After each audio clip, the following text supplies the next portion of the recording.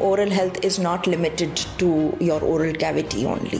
अभी तो हम रिसेंटली बात कर रहे थे कि जी ओरल और सिस्टेमिक हेल्थ कनेक्टेड है. हम तो अब ये बात कर रहे हैं कि आपकी ओरल कैविटी एनवायरनमेंट के साथ कैसे कनेक्टेड है, आपकी डेंटिस्ट्री या ओरल कैविटी आपके एनिमल्स के साथ कैसे कनेक्टेड है.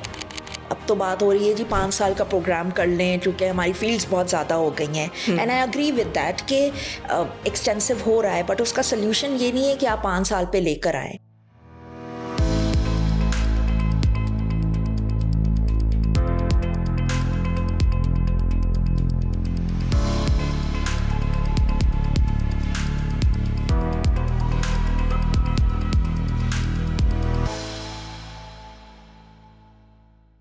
Hello and Assalamu alaikum everyone. Welcome to Dental News Podcast. Today we have a very special guest with us. Her name is Dr. Amreena Qureshi, who wears many hats. She is currently a professor of community dentistry at Dow University of Health Sciences, while also being the chairperson of that department, while also being the principal of School of Dental Care Professionals, which is again an institute of Dow University of Health Sciences. She is also the first PhD scholar in community dentistry from Dow, and she is also a PhD approved supervisor for the postgraduate programs of community dentistry at Dow University of Health Sciences. And there are many more things. Let's welcome Dr. Amreena Qureshi on the show. Thank you so much for being here, ma'am. I'm really honored to have you. So, Dr. Amreena, this was a formal introduction on paper of yours, but I would really like for you to introduce yourself as well and the positions that you have held in the past. Well, I have many different other positions which do not fall professionally into this list that you've mentioned, but above all, I'm a mother. I'm a single mother, very proud single mother, and a daughter, of course, and so on. But that is, again, not related to profession. But professionally, I've had multiple other positions also, which with passage of time, I had to step down from those positions because it was becoming a load of work for me. So I could not concentrate on my own field. So now I'm fully concentrating on my specialty. Yes. Perfect. So how long have you been associated with community dentistry? Well, since I graduated, I would say, yes. Even like when I was in my undergraduation. So in second year, you must be knowing that community dentistry is a second year subject in BDS program. So since then, I fell in love with it. Maybe it was because of my teachers who were there or whatever. But since then, I knew that whatever I'm going to do in community dentistry. So alhamdulillah, I've got 2 degrees in community dentistry, postgraduate degrees. My MPhil is in community dentistry as well as my PhD is in community dentistry. So, Dr. Amreena, I really want to understand, how did the motivation develop as an undergrad, considering that most undergraduates have an impression of not being inclined towards non-clinical fields, and they consider community dentistry as a out-of-clinics field. Where did your motivation stem from exactly? Well, maybe the first thing that now I realize is that I did not study community dentistry for examination preparation, to be very honest. Because whatever I was reading during my undergrad or even in my postgrad level, whatever I was reading in my books, in my textbooks, in articles, everywhere, I had that thing in the back of my mind that I have to implement things. I have to do executions rather than just study and take my exams and pass my exams. So I think that the basic motivation was to do something. And that to do something, when you focused on that, I think you automatically get motivated. Right. Dr. Amreena, perhaps this is a cliche question, but how has your motivation improved or evolved over the years since when you were an undergrad versus now when you're a true professional and exclusive in the field of CD? I think there is never an end to learning. Still, I think I need a lot of learnings to do. So every day you've got something new to learn. And community is a field that every day, even with your failures, you realize that you need to learn something, how to be successful after falling down with that. But so it's a continuous process, I tell you. Her field में है, but हमारी field में शायद इसलिए है कि you've got a lot of things to do. like for the community. And there are so many, with the expansion, with the globalization and all that, you've got multiple, ever increasing number of risk factors, ever increasing number of, certain new disease that is coming up. So I think it's never ending, and you need to keep on motivating yourself to keep on learning and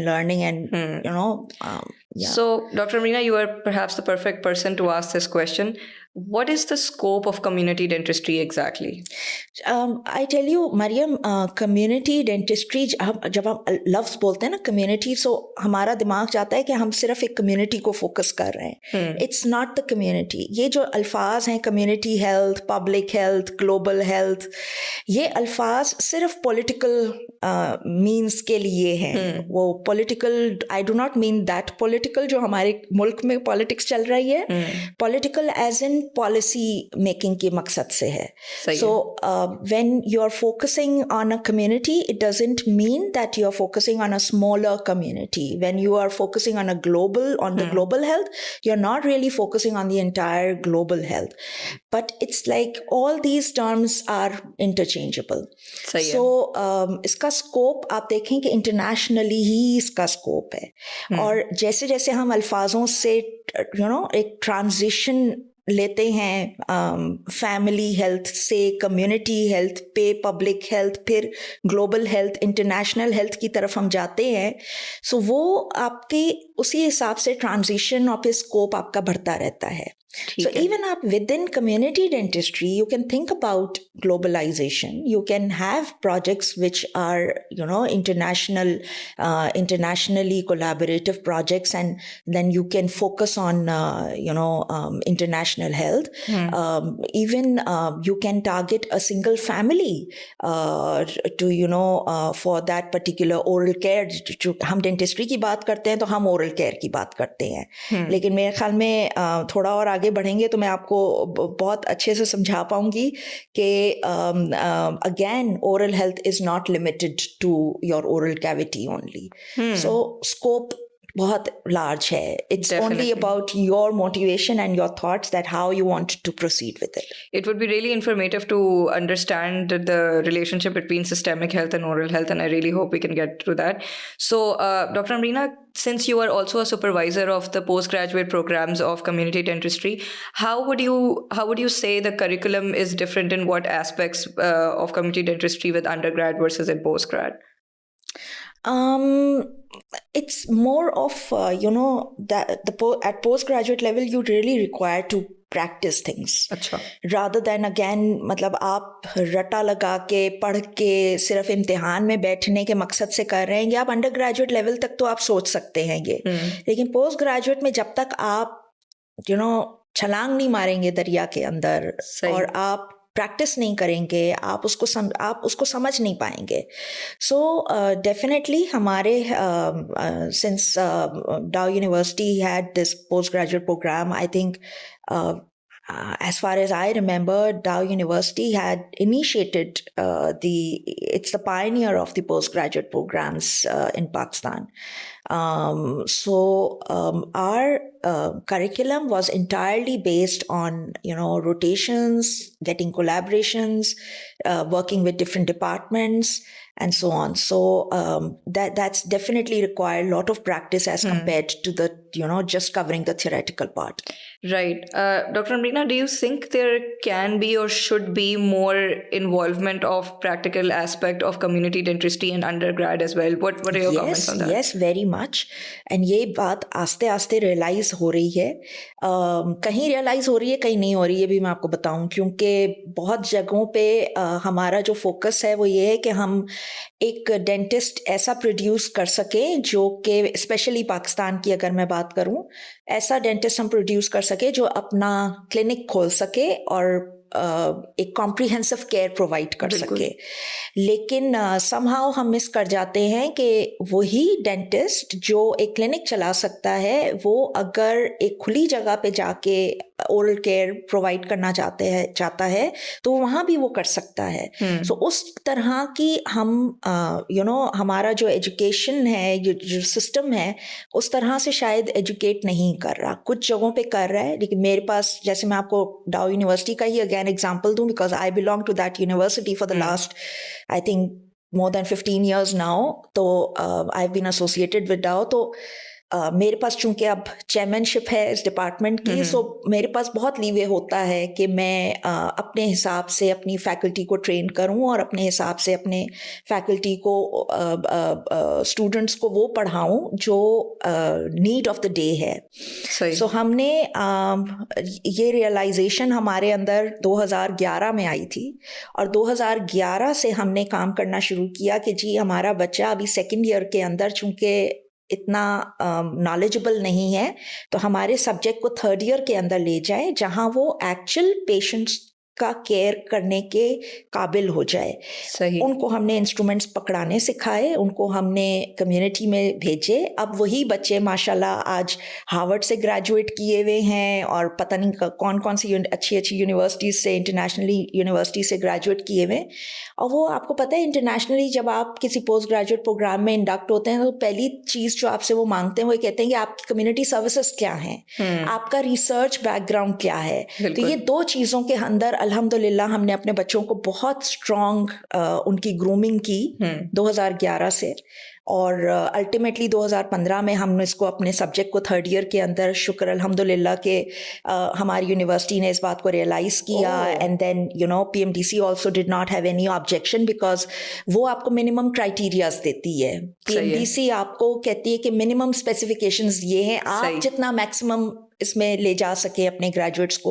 सो अल्हम्दुलिल्लाह world wide हमारे डाओ के graduates जो हैं बड़ी आराम से, उनको बिना दिक्कत के, they were admitted for the post graduate programmes and now they are also practising. So I think ये दो चीज़ों में, अगर बेशक कॉम्प्रिहेंसिव केयर की ट्रेनिंग देना हमारे ग्रेजुएट्स के लिए बहुत ज़रूरी है, उनको बेसिक comprehensive care आनी चाहिए, but then how to work in low resource, that is also important, and how to have that critical thinking, critical mind, and be translated in the research, especially the epidemiological research.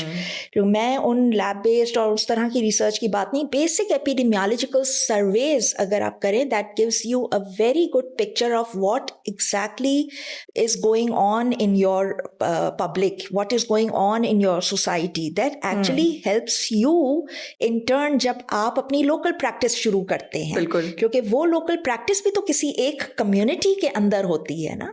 तो उस area में किस किस्म के लोग रह रहे हैं, किस किस्म की बीमारियों के साथ रह रहे हैं, वो बहुत इंपॉर्टेंट है बच्चों को, फ्रेश ग्रेजुएट्स को ये समझना कि हम किस लोकेलिटी के अंदर हमने क्लिनिक खोला है, कहाँ पे नीड्स हैं, नीड असेसमेंट कैसे करनी है, उसको डिलीवर कैसे करना है, एंड सो ऑन।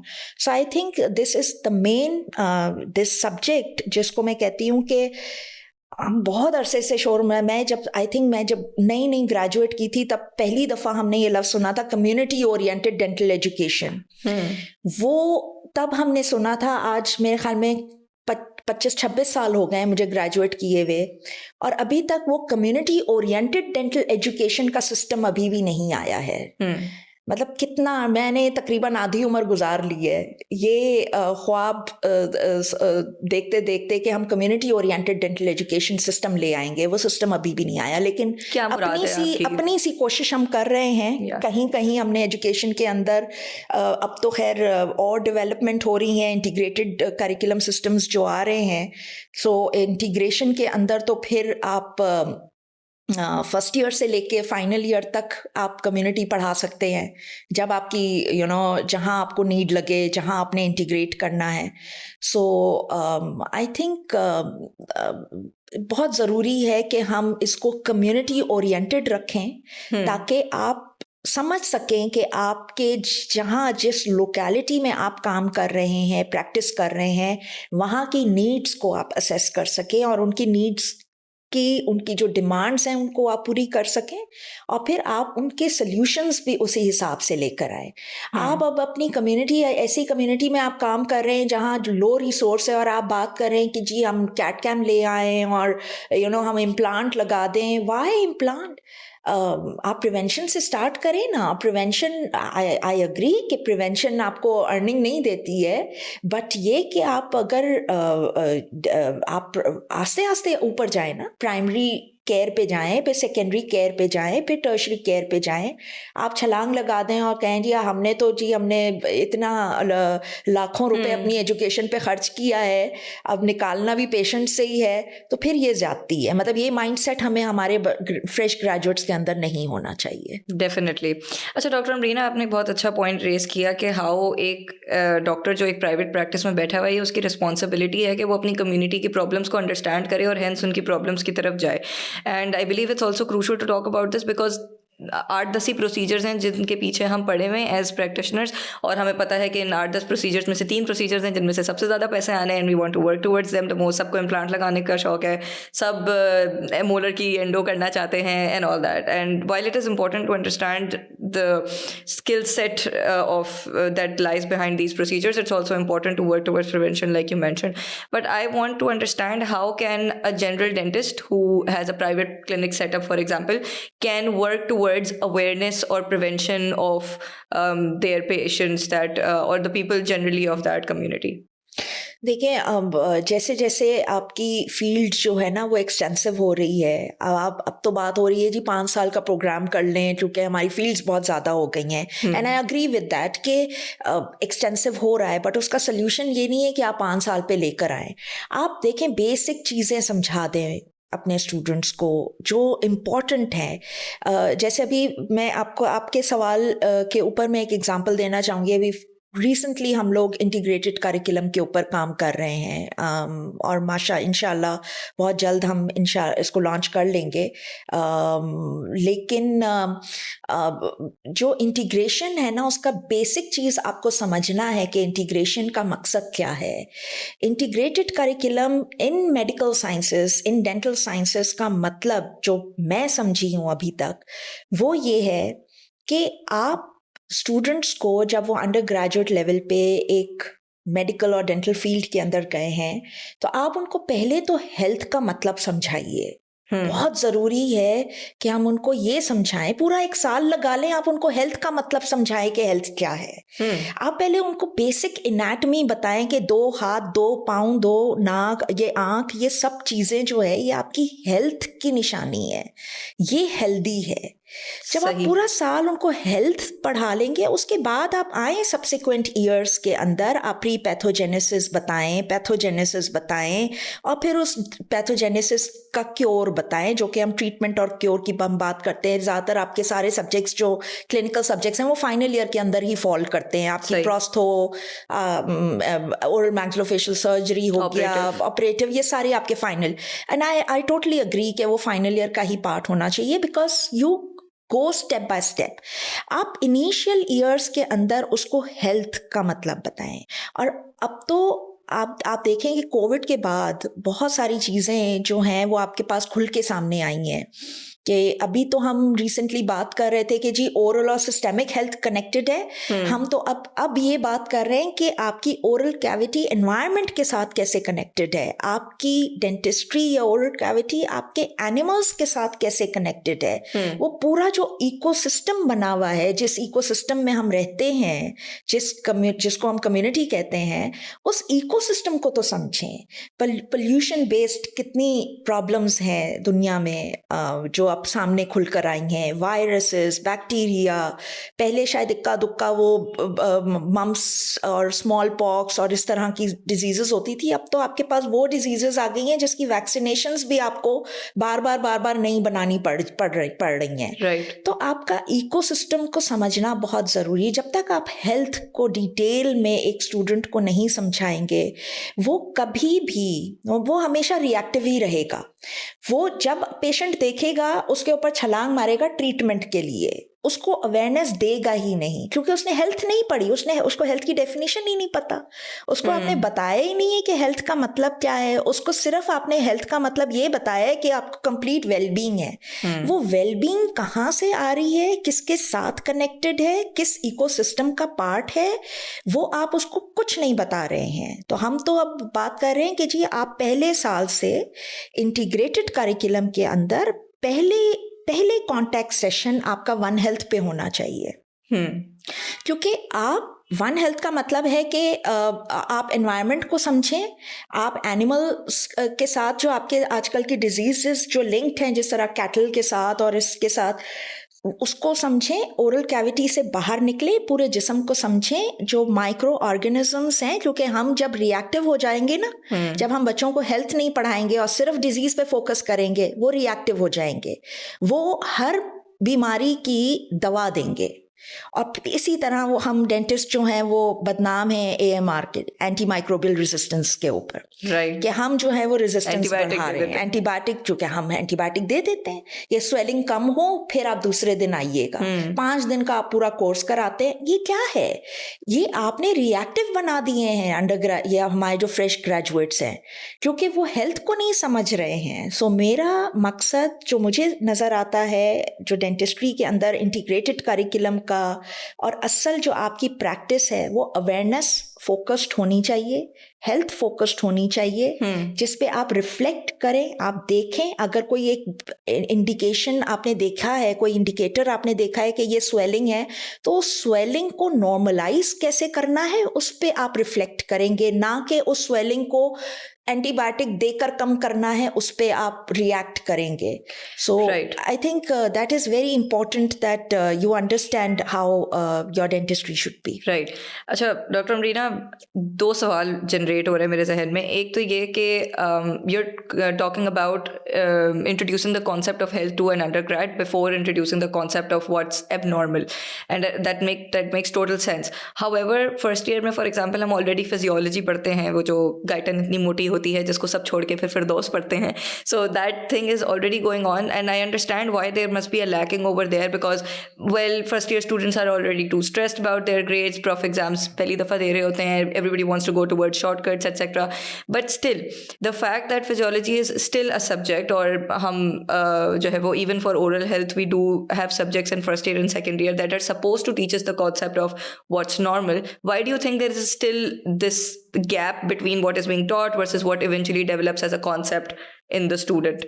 यार मुझे ऐसा लगता है कि कुछ कसूर ना हमारा भी है as academicians and as teachers, क्योंकि अल्टीमेटली देखें हमारा वही, हम उसी बात पर आ रहे हैं कि फोकस हमारा क्या है, कि बच्चा इम्तिहान में पास हो जाए और पास होके दूसरे साल में चला जाए और दूसरे से तीसरे चौथे और फिर ग्रेजुएट कर जाए। हमारा टोटल मकसद ये है इस वक्त। I am sorry but this is an unfortunate situation that is there.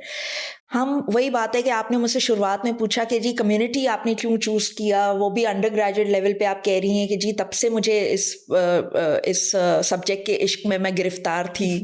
तो वो आपको इन कम क्वांटिटी में इस तरह के स्टूडेंट्स मिलेंगे जो really they think, they have this brain to think, वो क्रिटिकल थिंकिंग करते हैं, वो कोई चीज़ पढ़ रहे हैं तो वो सोचते हैं कि हम क्यों पढ़ रहे हैं। लेकिन मेजॉरिटी हमारे पास जो नॉर्मल डिस्ट्रीब्यूशन है वो यही है कि हमने इम्तिहान पास करना है, जो एवरेज हमारी जो बात होती है।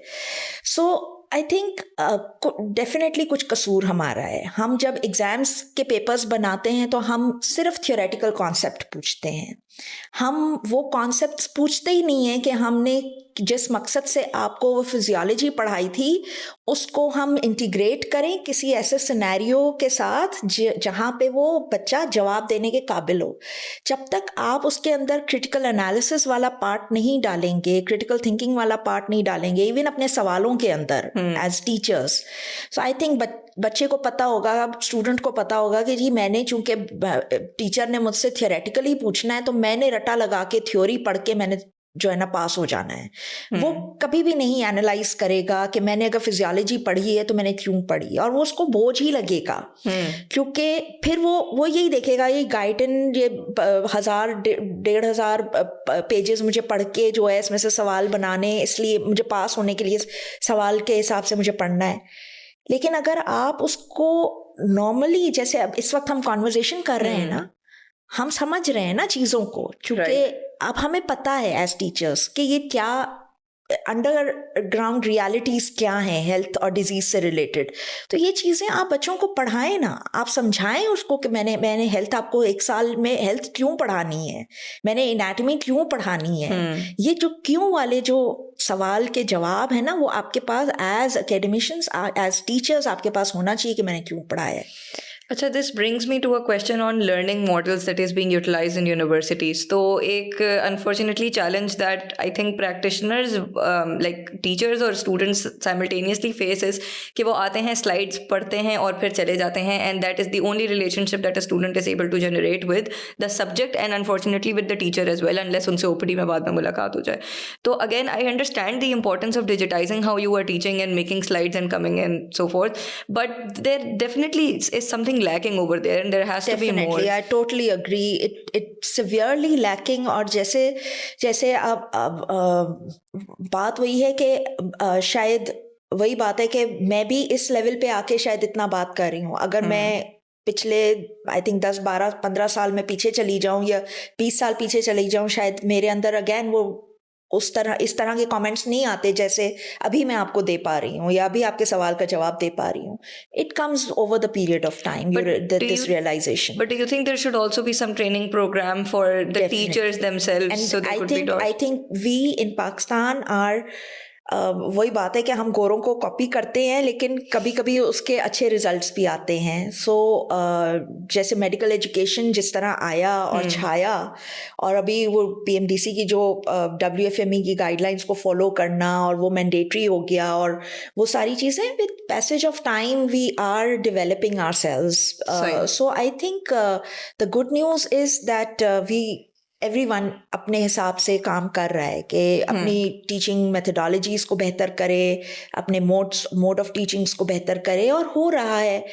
Definitely it again depends individual teacher, individual student, कि वो कैसे क्या, आप जनरलाइज नहीं कर सकते अगेन. लेकिन बात वो है कि आपकी जनरलाइज टीचिंग अगर इस तरह हो तो वही क्या बात है, स्टैंडर्ड्स सेट हो जाए. वो स्टैंडर्ड्स अनफॉर्चुनेटली अभी तक उस हिसाब से शायद हम उस फेज में हैं, डेवलपमेंटल स्टेज में अभी भी, तो हम नहीं कर पा रहे. और सबसे बड़ी बात, हम इसी लड़ने में ही वो हो जाते हैं कि डेंटिस्ट्री 5 साल का रहेगा कि 4 साल का रहेगा कि ये साल का रहेगा. हम उसी झगड़ों में पड़े रह जाते हैं. आप असल चीज़ को फोकस नहीं कर रहे कि आपने आउटकम क्या देना है, उस आउटकम को फोकस करें. उस आउटकम को आप चाहें तो एक्स्ट्रा टाइम लगा के 4 साल में कंप्लीट करें, आप चाहें तो 5 साल में कंप्लीट करें. That is none of the thing that needs to be, आप स्टैंडर्ड्स वहाँ पे सेट करने के बजाय आप स्टैंडर्ड्स वहाँ सेट करें जहाँ पे ज़रूरत है.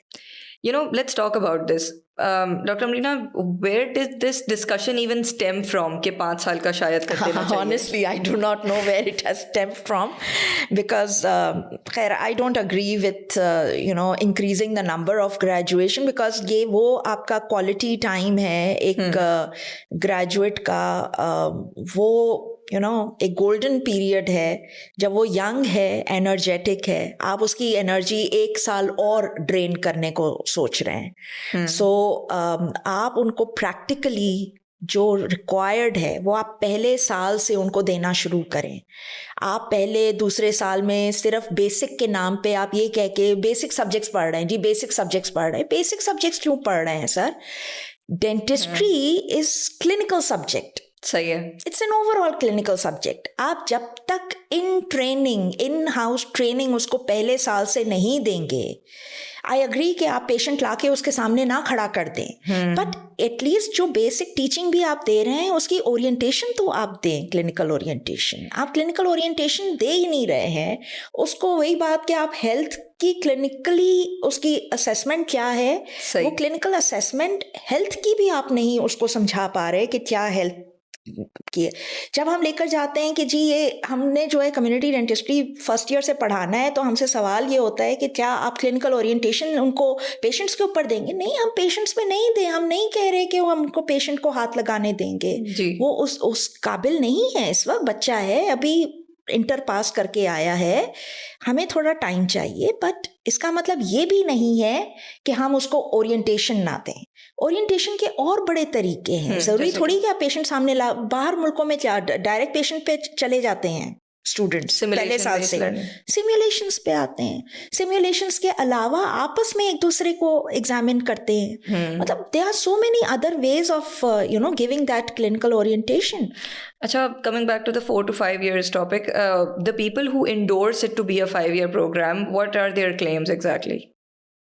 I really don't know.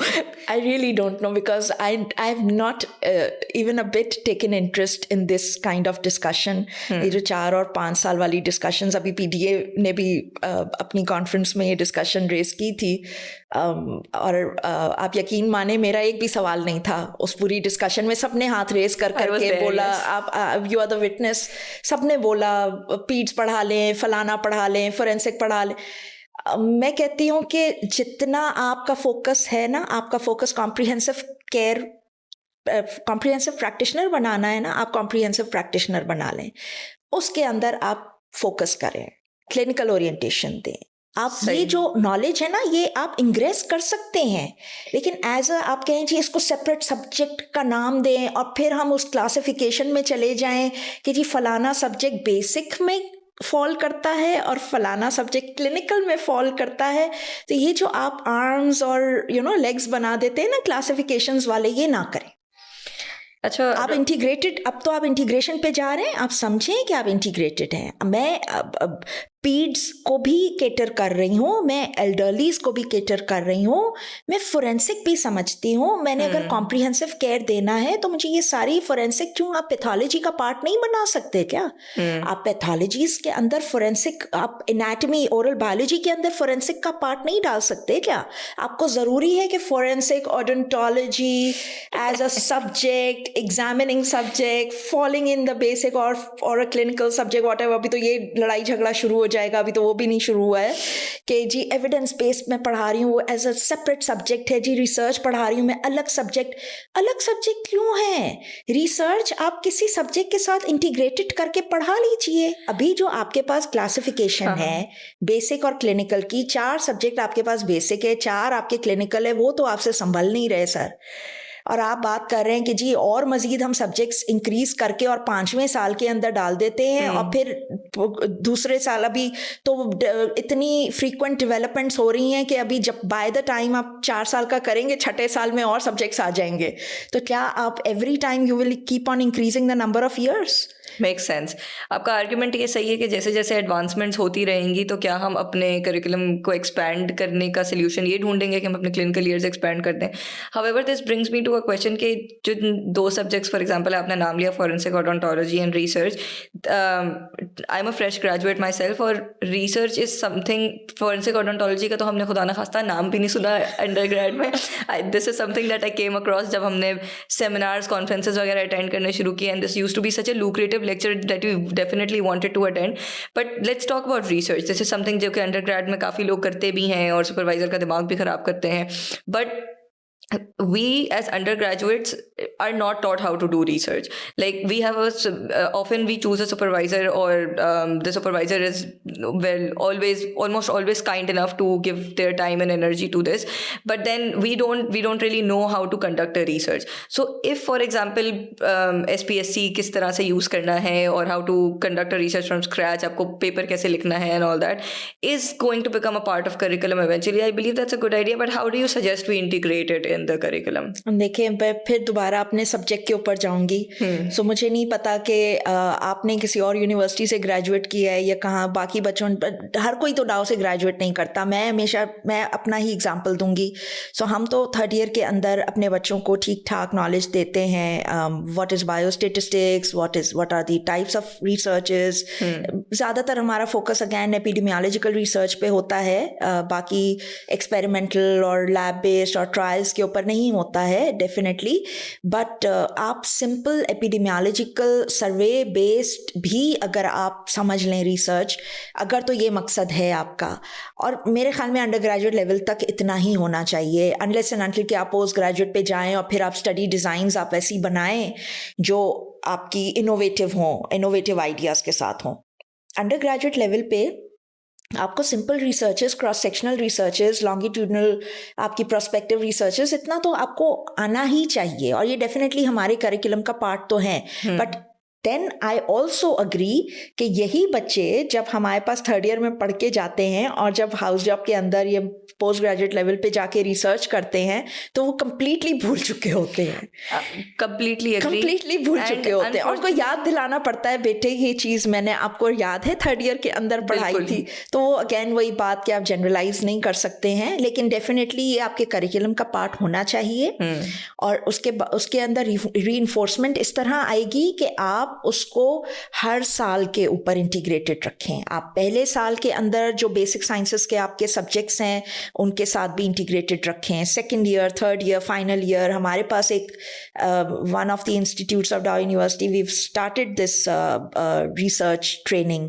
In fact अभी तो मैंने पीडीए की कॉन्फ्रेंस पर ही सुना कि बहुत सारे कॉलेजेस जो हैं वो अपने हाउस ऑफिसर्स को रिसर्चेस करवा रहे हैं। सो वो एक साल का टाइम उनके पास, वो समझ रहे हैं कि उस एक साल में हम एक कॉम्प्रिहेंसिव प्रैक्टिशनर भी बना लेंगे और रिसर्चर भी बना लेंगे। है बड़ा बहुत बड़ा टारगेट है अचीव करना, लेकिन कुछ यूनिवर्सिटीज कर रही हैं and they are doing good. But वही बात है कि आप IRB लें, एथिकल अप्रूवल लें, उसी में आपको 2-3 महीने तो उसमें निकल जाते हैं, तो फिर आप कब रिसर्च करेंगे? So start with the basic things and I think basics आपके करिकुलम का पार्ट ऑलरेडी है भी। सिर्फ बात यह है कि उसको अगेन आपको किस तरह बेसिक और क्लिनिकल सब्जेक्ट्स के अंदर, क्योंकि वही बात है कि आप इसको एज अ सेपरेट सब्जेक्ट नहीं एग्जामिन कर सकते। ये एक ऐसी चीज़ है जहां आप कहें कि जी मैंने रिसर्च सेपरेट सब्जेक्ट पढ़ा लिया है, सेपरेट मॉड्यूल पढ़ा लिया है, अब इसके ऊपर मैं सवाल करूंगा एग्जाम पॉइंट ऑफ व्यू से, तो वो आप थ्योरी ही पूछेंगे, आप उसको प्रैक्टिस का पार्ट नहीं बना सकेंगे। बच्चे फिर वो रट्टा ही लगाएंगे और फिर 2 साल बाद भूल भी जाएंगे। आप जब तक उनके असाइनमेंट्स रिसर्च बेस्ड नहीं करेंगे, exactly, make it a compulsion. बस ना आप कर देना भाई, आप इंटीग्रेटेड करिकुलम पे जा रहे हैं ना, आप एक पार्ट डाल देंगे जी, आप एक सेल्फ स्टडी असाइनमेंट डाल दें उसमें कि भाई ये सिनेरियो है, इस सिनेरियो के ऊपर आप मुझे एक डाटा कलेक्ट करके दें और उस पर आप ये करके दें। ये काम हम थर्ड ईयर में कर रहे हैं बाय द वे। हम कम्युनिटी डेंटिस्ट्री में चूंकि हमारे बेसिक 2 पार्ट्स हैं, एक टर्म 1 में एक पार्ट है और एक टर्म 2 में है। सो हमारे 2 बेसिक प्रोडक्ट्स हैं जो हम बच्चों से लाजमी वो सबमिशन करवाते हैं बाय हुक और बाय क्रुक। ओके। पहला टर्म 1 के अंदर जब हम उनको पूरा एपिडेमियोलॉजी पढ़ा लेते हैं, हम उनको कहते हैं कि आप नीड असेसमेंट करें, सिचुएशन को एनालाइज करें। वो डाटा लेकर सिचुएशन को एनालाइज करते हैं। सेकेंड टर्म के अंदर वो उसके ऊपर प्राइमरी केयर या कोई इंटरवेंशन या हेल्थ एजुकेशन या प्रमोशन, कोई भी ऐसी एक्टिविटी वो प्लान करके उसको इम्प्लीमेंट करके उसके रिजल्ट्स देखते हैं। सो ये हमारा पूरा करिकुलम इन 2 प्रोडक्ट्स के अराउंड घूम रहा होता है। उसमें हम उनको हेल्थ केयर सर्विसेज भी पढ़ाते हैं, उसमें हम उनको क्वालिटी एश्योरेंस, क्लिनिकल गवर्नेंस, आपकी एपिडेमियोलॉजी, प्रिवेंशन, प्राइमरी केयर, सब हमारा पूरा जो भी PMDC के हिसाब से जो प्रिस्क्राइब्ड करिकुलम है, बल्कि उससे भी ज़्यादा हम उन्हीं 2 प्रोडक्ट्स के अराउंड हम रिवॉल्व करते हैं। सो इस तरह के इंटीग्रेशन आप सब कर सकते हैं और ये तो हम 2011 से कर रहे हैं ये काम। तो अब अल्हम्दुलिल्लाह हमारे बच्चे जब निकलते हैं, they know how to do things, unless and until के वो कुछ बच्चे होते हैं जो फाइनल ईयर में आके भूल चुके होते हैं वो। Right. And I agree with you. I definitely agree with you. But I think the main point I was trying to make was that even though we are definitely taught different types of researches and the importance of epidemiological researches, etc., they kind of just remain definitions at the end of the day, especially within our curriculum. And the suggestion that you gave adds so much light to this conversation. Because if, for example, I was asked to definitely conduct 2 researches based on so and so things required by the department, then perhaps I would have known how to exactly conduct this research and get information outside of the basic definition as well. कि अच्छा IRB approval इस तरीके से आना होता है, abstract इस तरीके से बनता है, etc. This is all the information that I was able to get when a group of my friends just randomly decided कि research करते हैं. And then the supervisors, however, they're always available in the sense that they're always motivating and it's always appreciated if you do a research, but it would be fine if you don't do one either. But then again, it shows in the competency by the time we graduate. So perhaps this is a great initiative और taken by. दूसरी बात मैं आपको बताऊं, medical being a medical और dental student, it's very difficult to seek ethical approvals. So basically ethical approvals आपकी faculty ही आपके बिहाफ पे लेती है. आपको सिर्फ डाटा कलेक्शन या आपको सिर्फ उस हद तक रखती है जहाँ पे आप समझ सकें कि रिजल्ट्स को एनालाइज कैसे करना, उसको इंटरप्रेट कैसे करना, उसको समझना कैसे है. सो बेसिक आप अगर ये कहें कि जी मुझे ये पता होना चाहिए as a undergraduate student के IRB की अप्रूवल कैसे लेनी है और साइंटिफिक इसके डोमेन्स किस तरह से देखने हैं, तो डेफिनेटली वो बहुत एक्सटेंसिव चला जाता है. वो फिर आप पोस्ट ग्रेजुएशन कर लें, बेहतर है डायरेक्ट अंडर ग्रेजुएट. हाँ, सो ये research is basically it should be for at the level of post graduation जब आप इंडिपेंडेंट रिसर्चर बनते हैं. So as a undergraduate it should be a dependent research, but yes I agree that you should know the basic nitty-gritties of how to conduct a research when you grow up as a postgraduate student. What does it take to become an independent researcher? What should be your specific credentials? आप करें ना, खुद करें ना research, और खुद आप तब करेंगे जब आप ग्रेजुएट कर जाएंगे.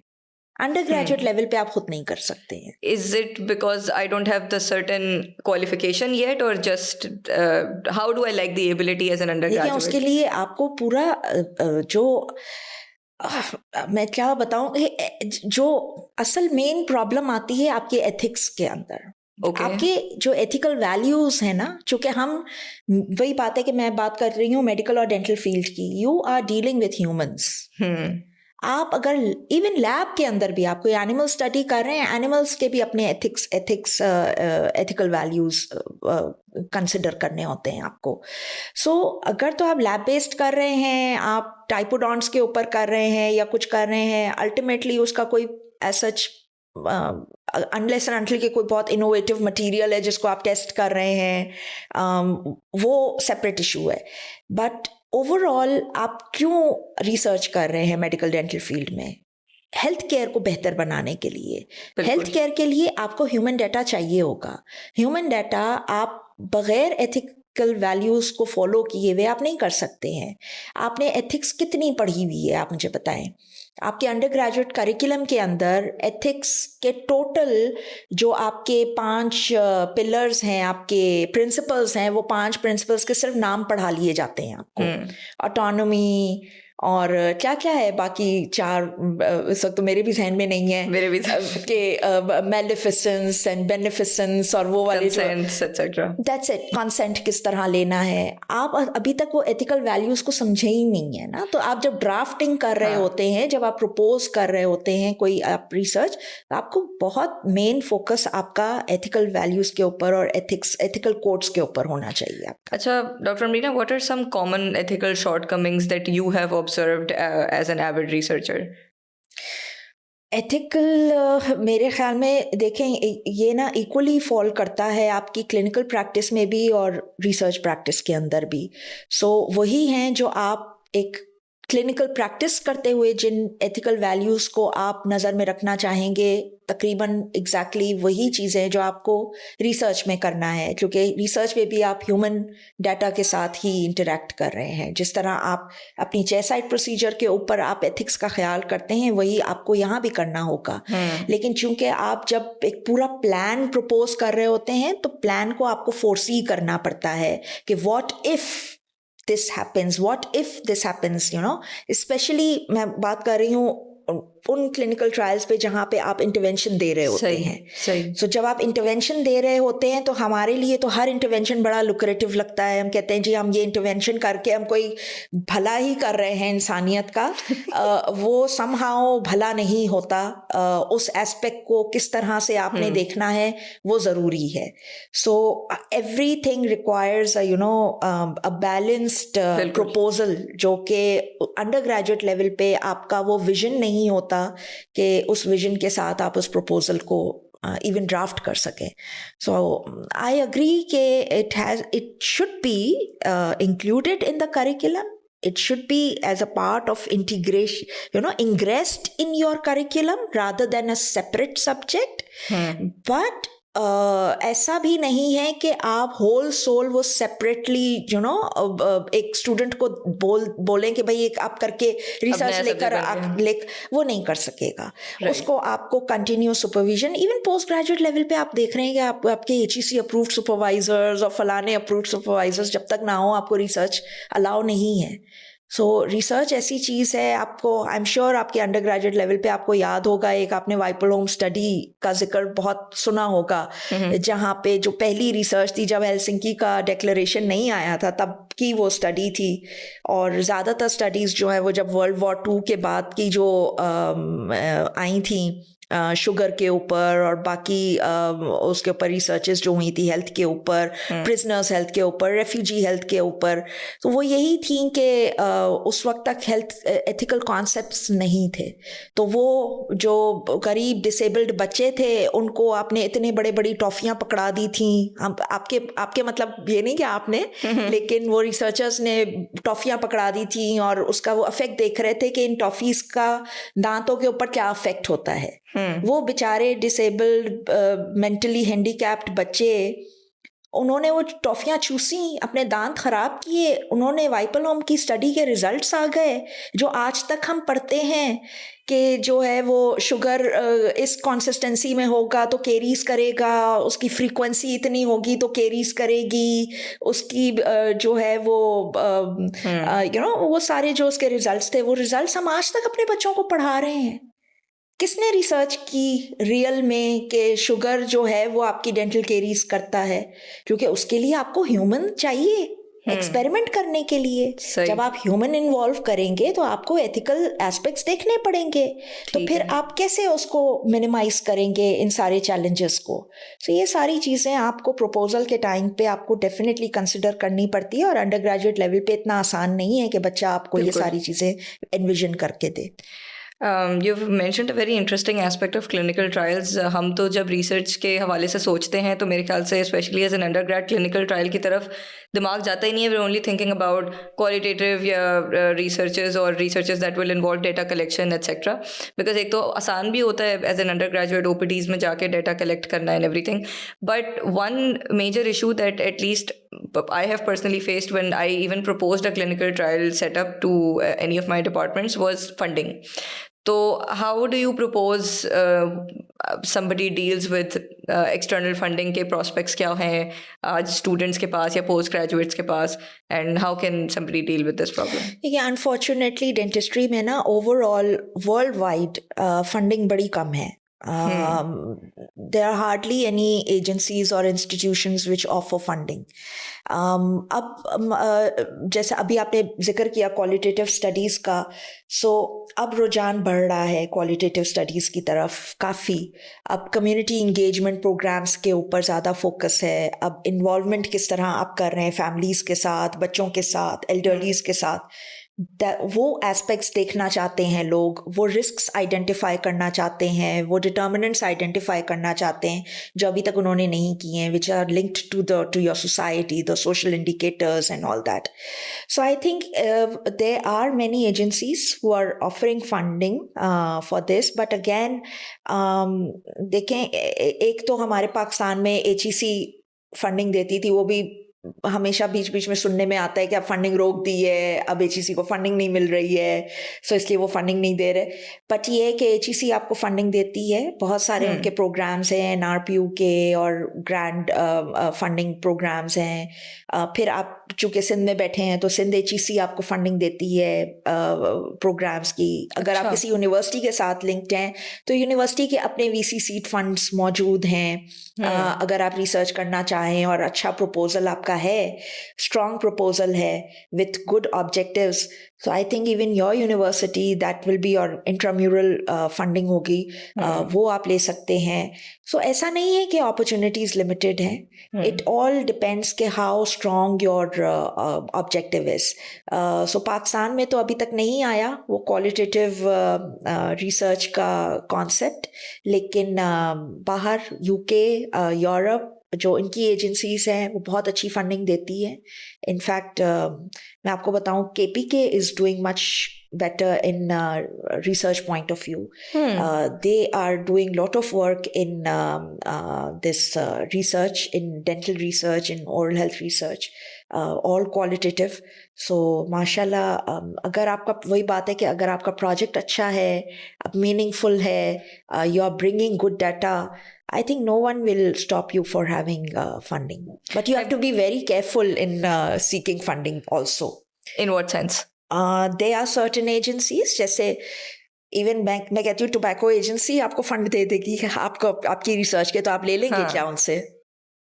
So you have to be very careful in, looking in those agencies के उनके scope और उनके objectives क्या हैं, वो आपको true funding दे रहे हैं. किस तरह की research होगी जिसमें मुझे Marlboro fund करेगा? Example अगर मैं research करूँ कि how Marlboro is the least मैं आपको सही बताऊँ, मैं हमेशा आजकल तो मैं वो एक लेक्चर जब लेती हूँ ना प्रिवेंशन के ऊपर, सो प्राइमरी हेल्थ केयर के ऊपर, तो मुझे आजकल शौक चढ़ा है कि मैं ना बच्चों को थोड़ा हिस्ट्री से मुतारिफ कराऊं. सो मेरा हमेशा लेक्चर्स जब भी स्टार्ट होते हैं थोड़ा हिस्टोरिकल बैकग्राउंड से स्टार्ट होते हैं. तो I go back to the history, world war वाले ज़माने की हिस्ट्री तक मैं जाती हूँ और शायद उसके भी beyond. So industrial era and all that revolution जो आया, और सो उसमें बड़े मज़े की बात है. एक अभी रिसेंटली मैं एग्जांपल बच्चों से शेयर कर रही थी कि आपका जो इवन जो कैमल सिगरेट का एक बड़ा एड चलता था, तो अखबार में आता था वो एड. तो मैंने आई थिंक वो इस प्रेजेंटेशन में भी अपनी पीडीए वाली आप ही ने एक्चुअली बताया था कि वो डेंटिस्ट ही थे जो प्रमोट कर रहे थे. सो वो अब आप मुझे बताएं कि एथिक्स कहाँ है. और मैं अब और आगे खुल के बात करूंगी तो फिर बाकी ब्रांड्स भी कवर होंगे, लेकिन definitely you have to be careful in which agency you are asking for funding. Absolutely. Acha, Dr. Amreena, now since we're on the topic of integrated curriculum, I want to understand what is yet to be introduced in the concept of integrated curriculum that you think is significant. पहले तो आप जो existing आपके subjects हैं उनको आप एक table पे बिठा दें. अच्छा, सबसे पहले इंटीग्रेशन तो आप उनकी करवाएं, क्योंकि जब हम बैठते हैं तो बेसिक साइड और क्लिनिकल साइड अलग अलग लगती है जब भी आप इंटीग्रेशन की बात करते हैं. सही है. वो एक टेबल पे एक पेज पे आने को बड़ा मुश्किल से, ये मैं बात कर रही हूँ सिर्फ पाकिस्तानियों की. अच्छा. ये मुझे बाहर मुल्कों में शायद एक्सक्लूसिव प्रॉब्लम है. ये एक्सक्लूसिव प्रॉब्लम हमारा है. माइंडसेट एक होना ज़रूरी है. आपका गोल, आपका एम होना एक ज़रूरी है. और वही बात है कि आपका गोल क्या है, आप एक बच्चा किस तरह से ग्रो करके प्रोड्यूस करना चाहते हैं मार्केट में, दैट इज इम्पोर्टेंट. उसके लिए आपको बाउंड्रीज तोड़नी पड़ेंगी, उसको आपको साइलोज से निकलना पड़ेगा, एक दूसरे से मिल के बैठ के आपको एक, इवन मैं कहती हूँ क्वेश्चन, जब आप एग्जाम क्वेश्चन ड्राफ्ट करते हैं तो एक कमरे में बैठ के कम्युनिटी डेंटिस्ट्री का एक फैकल्टी मेंबर उस क्वेश्चन को ड्राफ्ट नहीं कर सकता है जब तक कि मेरे पास ओरल बायो वाला आके ना बैठे या मैं उसके पास जाके ना बैठूं. ये बड़ा इशू है कि मैं क्यों जाऊं, वो क्यों ना आए, तो ये वाला भी एक इशू है. हम जाने को तैयार है, हमें आप बुलाएं या ना बुलाएं हम घुस जाएंगे. आपके साथ मिल के बैठ के हम आपके साथ सवाल बनाएंगे. अब जब सवालों का पूल आपका बनेगा ना तो आपका एजुकेशन सिस्टम ऑटोमेटिकली बेहतर हो जाएगा, क्योंकि आपको पता होगा कि आपके इम्तिहान में क्या आना है, तो उसी पॉइंट ऑफ व्यू से आपने बच्चे की भी ट्रेनिंग उसी तरह से करनी है. सो पहला स्टेप आपस में इंटीग्रेशन, एक दूसरे को समझें, सुने और समझें, और फिर उस हिसाब से अपने गोल को अचीव करें. दूसरा जो मैंने आपको बात की कि बहुत इम्पोर्टेंट है इस अब के ज़माने में ये समझना कि एक हेल्थ क्या है, वन हेल्थ क्या है. सो एनवायरमेंटल हेल्थ, हम क्लाइमेट चेंज, पोल्यूशन, ये सारी चीज़ों को हमने बिल्कुल नज़रअंदाज कर दिया है. हमें बस इतना जो थोड़ा बहुत पता है ना, जितना नॉलेज हमारे अंदर है शायद वो भी हम बच्चों को नहीं देते हैं. क्लाइमेट के कितने इफेक्ट्स हैं आपकी ओरल डेंटल प्रैक्टिसेस के अंदर, आपके क्या इश्यूज आ सकते हैं, आपने वो रियलाइज़ नहीं किया. आपको सबसे बड़ा एग्जांपल मैं कहती हूँ कोविड के अंदर ही मिल गया था, जब आपके डेंटिस्ट्स वर द फर्स्ट पर्सन्स जिनके दरवाजे बंद हो चुके हुए थे कोविड के अंदर. मेडिकल साइड पे तो डॉक्टर्स फिर काम कर रहे थे, डेंटिस्ट ने अपने दरवाजे बंद कर दिए थे. In fact I was one of those dentists जिसने अपना क्लिनिक वाइंड अप कर लिया था कोविड के अंदर. मैंने बड़े चाह से अपना क्लिनिक प्राइवेट प्रैक्टिस बनाया था, मैंने वाइंड अप कर दिया था। एक तो खैर मसला दूसरा भी था, जो कि मेरी पीएचडी चल रही थी and I was very hectic. बहुत वर्क, मैं बताया ना, बहुत सारी चीज़ों से मैंने स्टेप डाउन किए हैं। So one of the step down was from my own private practice. सही। तो कोविड ने आपको बड़ा अच्छा समझा दिया कि क्लाइमेट का क्या असर पड़ा, आपके वायरसेस का क्या असर पड़ा, आपकी डेंटल प्रैक्टिस, क्या आपका डेंटिस्ट जो उस वक्त प्रोड्यूस हुआ था, वॉज ही और she prepared for it? No, not at all, because we had not prepared our students like that. उसको किस तरह से, मुझे याद है पहला जब कोविड आया था, आई थिंक फरवरी का महीना था, 18 फरवरी को लॉकडाउन स्टार्ट हुआ था। मुझे याद है 19 फरवरी को मैं गई थी ऑफिस, और फिर 20 फरवरी से मैं कंटिन्यूसली ऑफिस जा रही थी, क्योंकि मैं अपना पीएचडी का, मैंने कहा थीसिस मेरा आखिरी पीक लॉकडाउन के अंदर मैंने बैठ के अपना पीएचडी का थीसिस लिखा था, क्योंकि वो मेरे सारा डाटा आ चुका हुआ था and I was in a phase of analysis. अब मैंने कहा अगर ये एनालिसिस रुक गया तो फिर मेरे सारे आगे का मेरा फोकस जो है वो ख़राब हो जाएगा। तो I focused my self on that, and since I was going to the office तो बाकी चार्जेस का लोड फिर आता गया, फिर बाकी चार्जेस आते गए। बट ये है कि आप वर्ल्ड हेल्थ डे आपका जो 20 मार्च को आता है, उसकी जो रिकॉर्डेड मैसेज था वो मैंने ऑफिस में बैठ के ऑनलाइन दिया था फर्स्ट टाइम। वरना हम हमेशा क्या करते हैं, वर्ल्ड ओरल हेल्थ डे के ऊपर हम सेमिनार्स कंडक्ट करते हैं। वो फर्स्ट टाइम था जब मुझे, वो आज भी आप गूगल करेंगे तो वो आ रहा होगा, मेरा first message world oral health day के ऊपर कोविड से रिलेटेड था। सो ये चीज़ें आपको किसने सिखाई हैं? आपने खुद सीखा है, आपको किसी ने सिखाई नहीं है। मैं ये कह रही हूँ कि आप प्रिपेयर करें अपने स्टूडेंट्स, अपने फ्रेश ग्रेजुएट्स को, कि इस तरह की अगर कैलामिटीज़ आती हैं तो आपने अपनी प्रैक्टिस किस तरह से मूव ऑन करनी है। आपने क्रॉस इन्फेक्शन कंट्रोल पढ़ाना है। क्रॉस इन्फेक्शन कंट्रोल जब तक अगेन आप वन हेल्थ नहीं पढ़ाएंगे, जहाँ पे आप वायरस की डिटेल्स, AMR, एनवायरमेंटल हेल्थ, वो नहीं, आप क्रॉस इन्फेक्शन कंट्रोल पे आ ही नहीं सकते हैं। आप क्वालिटी केयर पेशेंट को दे ही नहीं सकते हैं, क्योंकि आप क्रॉस इन्फेक्शन को बहुत मामूली चीज़ समझ रहे हैं। बिल्कुल। तो ये बहुत इम्पॉर्टेंट है कि आप इंटीग्रेशन जो है उस लेवल तक ले जाएं जहाँ जहाँ आप समझते हैं कि इंटीग्रेशन होनी चाहिए। मेंटल हेल्थ के साथ हमारी इंटीग्रेशन नहीं है अभी। हम अभी तक हम बात अभी सिर्फ बात कर रहे हैं कि जी बॉडी माउथ कनेक्शन की, जिसमें हमने सिर्फ इस बात पे फोकस किया है कि आप ये समझ लें कि डेंटिस्ट्री के जितने भी प्रॉब्लम्स हैं वो सारे आपके नॉन कम्युनिकेबल डिजीजेस, या तो उसके इंडिकेटर्स हैं या वो खुद हैं या उससे अराइज हो रहे हैं। फॉर एग्जाम्पल डायबिटीज ले लें, मेरी तो अपनी पीएचडी की रिसर्च डायबिटीज और पेरियोडोंटाइटिस के ऊपर है। आप ये देख लें कि डायबिटीज़ के साथ आपके पेरियोडोंटाइटिस का क्या रिलेशनशिप है। हम बोलते तो बहुत है, लेकिन हमारे पास रिजल्ट्स नहीं थे ना।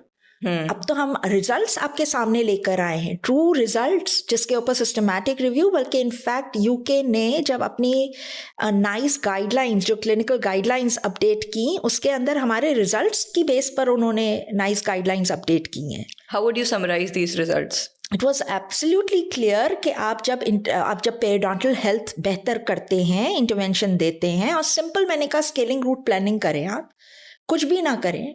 डायबिटिक है, स्केलिंग रूट प्लानिंग करें, उसका सारा ये आपका जितना वो बैक्टीरियल डेपोजिशन है, प्लाक डेपोजिशन है, उसको क्लीन आउट करें। आप देखें और उसके HbA1c बेहतर होती है कि नहीं होती है, और हुई है। Systematic reviews have shown that 0.4% reduction in HbA1c level हुई है। हमारी इंडिपेंडेंट एक रिसर्च के अंदर हमने 0.8 की रिडक्शन देखी है।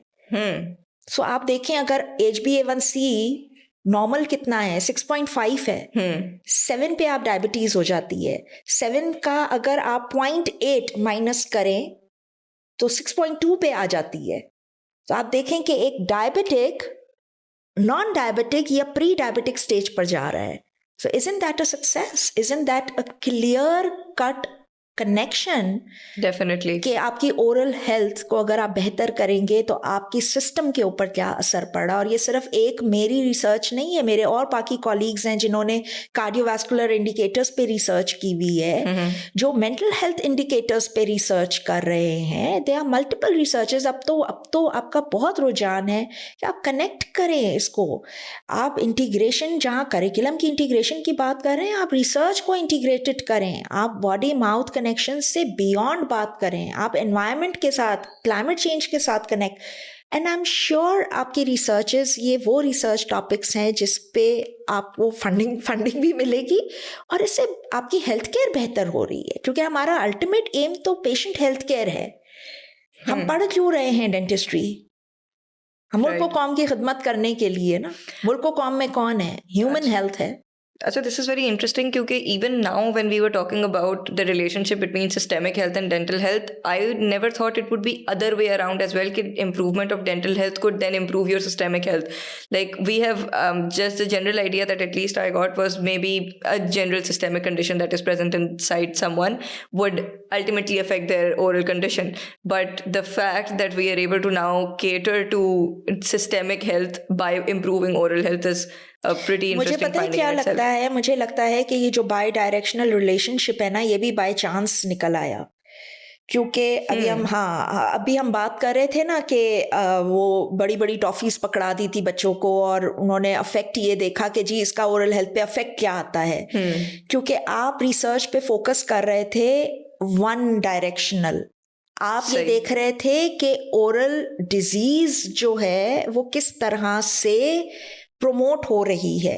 वही बात है ना कि हम रिएक्टिव हैं, हम ना रिएक्ट, मसला हो जाता है, मसला वही है। हम रिफ्लेक्ट नहीं करते हैं चीज़ों को। जब वो इस तरह की रिसर्चेस आने लगी ना, और जब आपके एथिकल कॉन्सेप्ट्स क्लियर होने लगे कि हमने एथिकली किस तरह से रिसर्च करनी है, तो हम अदर वे राउंड गए। हमने कहा हम इसको हेल्थ की तरफ लेकर तो जाएं, बेहतर बना के तो देखें कि उस पे बेहतरी का क्या इफेक्ट आ रहा है। सो रिफ्लेक्शन important है। React करना is not the solution. You need to reflect how it can be improved, and that is how I think the bi-directional relationship came into being. Otherwise तो हम unidirectionally लेकर चल रहे थे कि oral health बुरी है तो body बुरी है। हमने उसको बेहतर करने का सोचा ही नहीं कि हम बेहतर करके देखें कि उस पर असर पड़ भी रहा है कि नहीं पड़ रहा है। राइट। अच्छा डॉक्टर अमरीना, आपने अभी बीच में क्रॉस इन्फेक्शन को मेंशन किया था, तो I just thought we could touch base on that as well. So एक जनरल कॉन्सेप्ट ये है कि प्राइवेट प्रैक्टिसेस में तो क्रॉस इन्फेक्शन कंट्रोल का ख्याल रखा जाएगा, लेकिन एक गवर्नमेंट की ओपीडी में तो आप एक्सपेक्ट ही ये करें कि आपको cross infection control will not exist. So why do you think is this general assumption and how can we deal with this? अच्छा, आप ये नहीं बोले पब्लिक और प्राइवेट, क्योंकि फिर ना मैं बड़ी खफा हो जाती हूँ, क्योंकि मैं लिंक्ड हूँ गवर्नमेंट पब्लिक सेक्टर से। सो मेरे लिए बड़ी जान है मेरी डाउ यूनिवर्सिटी। इसको इस तरह मत लें, इसको मेरे ख्याल में इस तरह लें कि हाँ, प्राइमरी हेल्थ केयर सर्विसेज के अंदर जो बेसिक हेल्थ केयर यूनिट्स को अगर आप समझें शायद वहाँ, और टर्शरी हेल्थ केयर, क्योंकि हम टर्शरी हेल्थ केयर को केटर कर रहे हैं, सो शायद वहाँ। लेकिन मैंने सुना है कि आजकल BHUs भी बड़े अच्छे क्रॉस इन्फेक्शन कंट्रोल पे फोकस कर रहे हैं। मेरा अभी रीसेंट कोई चक्कर लगा नहीं है किसी BHU में। इनफैक्ट अभी हम शायद जाएंगे नेक्स्ट आफ्टर 2 वीक्स, सो मैं ये ऑब्ज़र्व करूँगी डेफिनेटली। लेकिन हाँ, ये रुझान ज़रूर रहा है कि गवर्नमेंट का अस्पताल है तो वहाँ पे क्रॉस इन्फेक्शन नहीं होगा, लेकिन with passage of time I think we have realised, specially जो CDC की रिपोर्ट्स आई, और इनफैक्ट मुझे याद है जब when I was doing my post graduation, तो मैंने अपने सुपरवाइज़र डॉक्टर अयाज अली खान के साथ मिलके एक मैनुअल हमने लिखा था, डॉक्टर सामिर काजी और हमने, जिस पे हमने वो CDC की ही गाइडलाइन की बेस पर हमने मैनुअल ड्राफ्ट किया था, cross infection control in dental practice, और वो भी लो रिसोर्स के अंदर। अच्छा, किस तरह से करना है, क्योंकि आप ये नहीं कह सकते, आपके पास जवाब नहीं है इस बात का कि हम पब्लिक सेक्टर हैं, गवर्नमेंट अस्पताल हैं, हमारे पास लो रिसोर्स है तो हम इन्फेक्शन कंट्रोल नहीं कर सकते। आप इन्फेक्शन कंट्रोल उतना ही कर सकते हैं जितना आप प्राइवेट प्रैक्टिस में कर सकते हैं। You have got alternate techniques to do that. उसके लिए आई डोंट नो, अब वो काफ़ी साल हो गए हैं उस मैनुअल को भी पब्लिश किए हुए, उसका second edition I talk to doctor Samir को, हम किसी तरह उसका सेकेंड एडिशन भी निकालें, बट समहाउ हम अपने कामों में बिजी हो गए थे, वो नहीं कर सके। लेकिन इरादा है कि हम उसको देखेंगे ज़रूर। अगर डॉक्टर सामिर देख रहे हैं तो डॉक्टर सामिर, आई एम अवेलेबल जब स्टार्ट दूसरा एडिशन लिखना हो तो हम लिख सकते हैं, CMH में ही कर सकते हैं ज़रूर, लेकिन बहुत ज़रूरी है ये, आपके पास कतई जवाज़ नहीं है कि लो रिसोर्स के अंदर जो है वो आप क्रॉस इन्फेक्शन को नहीं मेंटेन कर सकते, आप कर सकते हैं और करना चाहिए. That is again the part of your environmental health care. Right. I think that's a very valuable intake on this. Low resource से for example मेरे जहन में तो एक ही चीज़ आई कि for example unavailability of PPE is one thing why doctors tend to be unable to care about cross infection control a lot because patient flow significantly ज़्यादा है. एक ये this is a relationship ना कि जितना PPE आपके पास है versus जितना patient आपके पास आ रहा है, प्राइवेट में a doctor never has to worry about that because अगर उनके दिन में 10 patients भी आने हैं, the amount of money that they're charging from this patient is so significant that they can take care of this general PPE and they can take care of sterilization और एक छोटा सा pool है ना. But as opposed to public practice जहाँ पे एक sterilization का department अलग है, PPE प्रोविजन का डिपार्टमेंट अलग है, उनकी आपस में लिंक करवाना और इन सारी चीज़ों की ज़रूरत एक इंसान को है, वो है practitioner. So I guess this is why the practitioner suffers. मैं वैसे बिल्कुल मुत्तफिक नहीं हूँ क्योंकि ये जिस तरह की प्रैक्टिस का आप जिक्र कर रही हैं ये प्रैक्टिस हम रूटीन में करते हैं, हमारे स्टूडेंट्स भी करते हैं, हमारे टीचर्स भी करते हैं माशाल्लाह. और वही बात कम्युनिटी केयर, तो कम्युनिटी केयर सिर्फ वो नहीं है जो हम सोचें कि जी हम सिर्फ वो वुडन स्टिक्स लेकर हम इंडिकेटर्स ढूंढ रहे होते हैं, स्क्रीनिंग कर रहे होते हैं. That is not the part of our practice माशाल्लाह. अब अगर जब भी हम जाते हैं सो हम फुल प्रोटोकॉल के साथ जाते हैं. जो PMDC ने तो अब तो अपनी लिस्ट में डाल दिया था, ज़बरदस्ती हमने वो भी लिस्ट में डलवाया था कि मोबाइल हेल्थ यूनिट्स डालें वो for outreach programs, undergraduate programs. अच्छा. सो आप देखें उसकी रिक्वायरमेंट्स 10 यूनिट्स तो खाली PMDC ने डाले हुए हैं कि 10 आपके पास चेयर्स और मोबाइल यूनिट्स होने चाहिए. सो हम अपने स्टूडेंट्स को उसमें ट्रेन करते हैं मोबाइल यूनिट्स के ऊपर. वो अलग बात है कि हमें एक कमेंट आया किसी ज़माने में हमारे ऊपर कि जी आप ऐसे एरियाज में अगर ले जाते हैं जहाँ पे बिजली नहीं हो तो फिर आप इन मोबाइल यूनिट्स को कैसे इस्तेमाल करते हैं. तो हमने उनको जवाब दिया भाई हमारे पास सिर्फ मोबाइल यूनिट्स नहीं होते, हमारे पास हैंड इंस्ट्रूमेंट्स भी होते हैं. किसी ज़माने में हम हैंड इंस्ट्रूमेंट्स को बहुत गलत समझते थे, वो समझते थे जी रेडियो पाकिस्तान के ऊपर जो क्वैक्स बैठे हैं वो जो है हैंड इंस्ट्रूमेंटेशन करते हैं और इन्फेक्शन फैलाते हैं. नहीं, hand instrumentation is in fact very important और बहुत क्रूशल. सो आप सिर्फ रोटरी के अंदर आप बच्चों को ट्रेन कर रहे हैं, आप हैंड इंस्ट्रूमेंटेशन के अंदर भी बच्चों को ट्रेन करें. उनको पता होना चाहिए कि ART करनी है अगर लो रिसोर्स के अंदर तो मैंने किस तरह से करनी है, कैविटी को ओपन कैसे करना है अगर मेरे पास बर ना हो, मैंने इसको एक्सकवेशन कैसे करनी है अगर मेरे पास रोटरी इंस्ट्रूमेंट्स ना हो.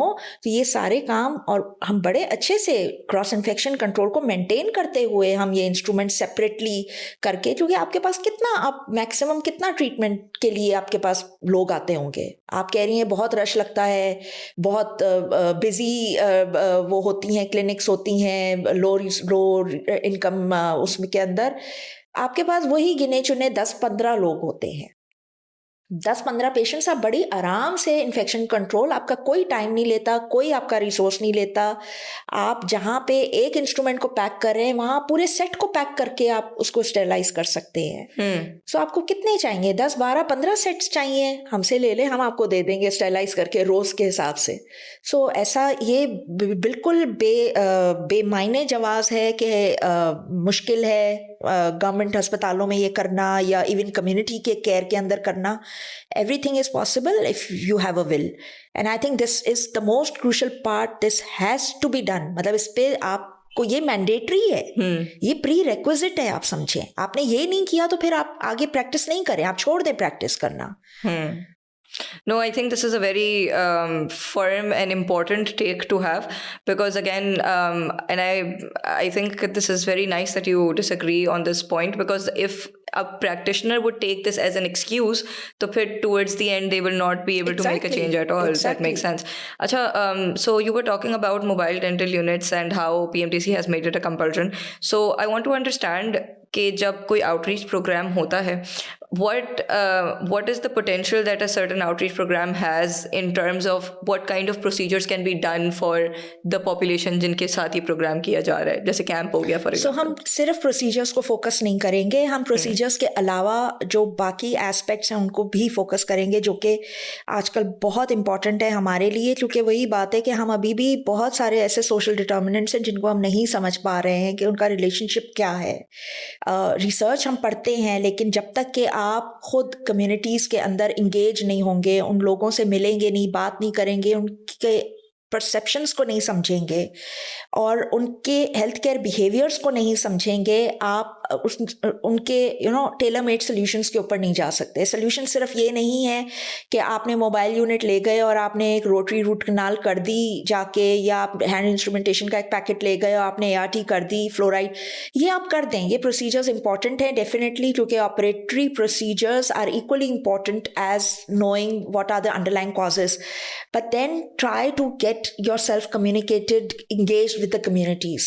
जैसे अभी पिछले दिनों हम एक स्कूल विजिट पे गए, तो हमारे लिए ये इम्पॉर्टेंट था ये जानना कि टीचर्स एक्चुअली क्या महसूस करते हैं towards the health of their own students, किस तरह से उनको केटर कर रहे हैं. क्योंकि छोटे छोटे बच्चे, प्राइमरी लेवल के बच्चे, we found oral thrush in their oral cavity, we found big cavities in their oral cavities.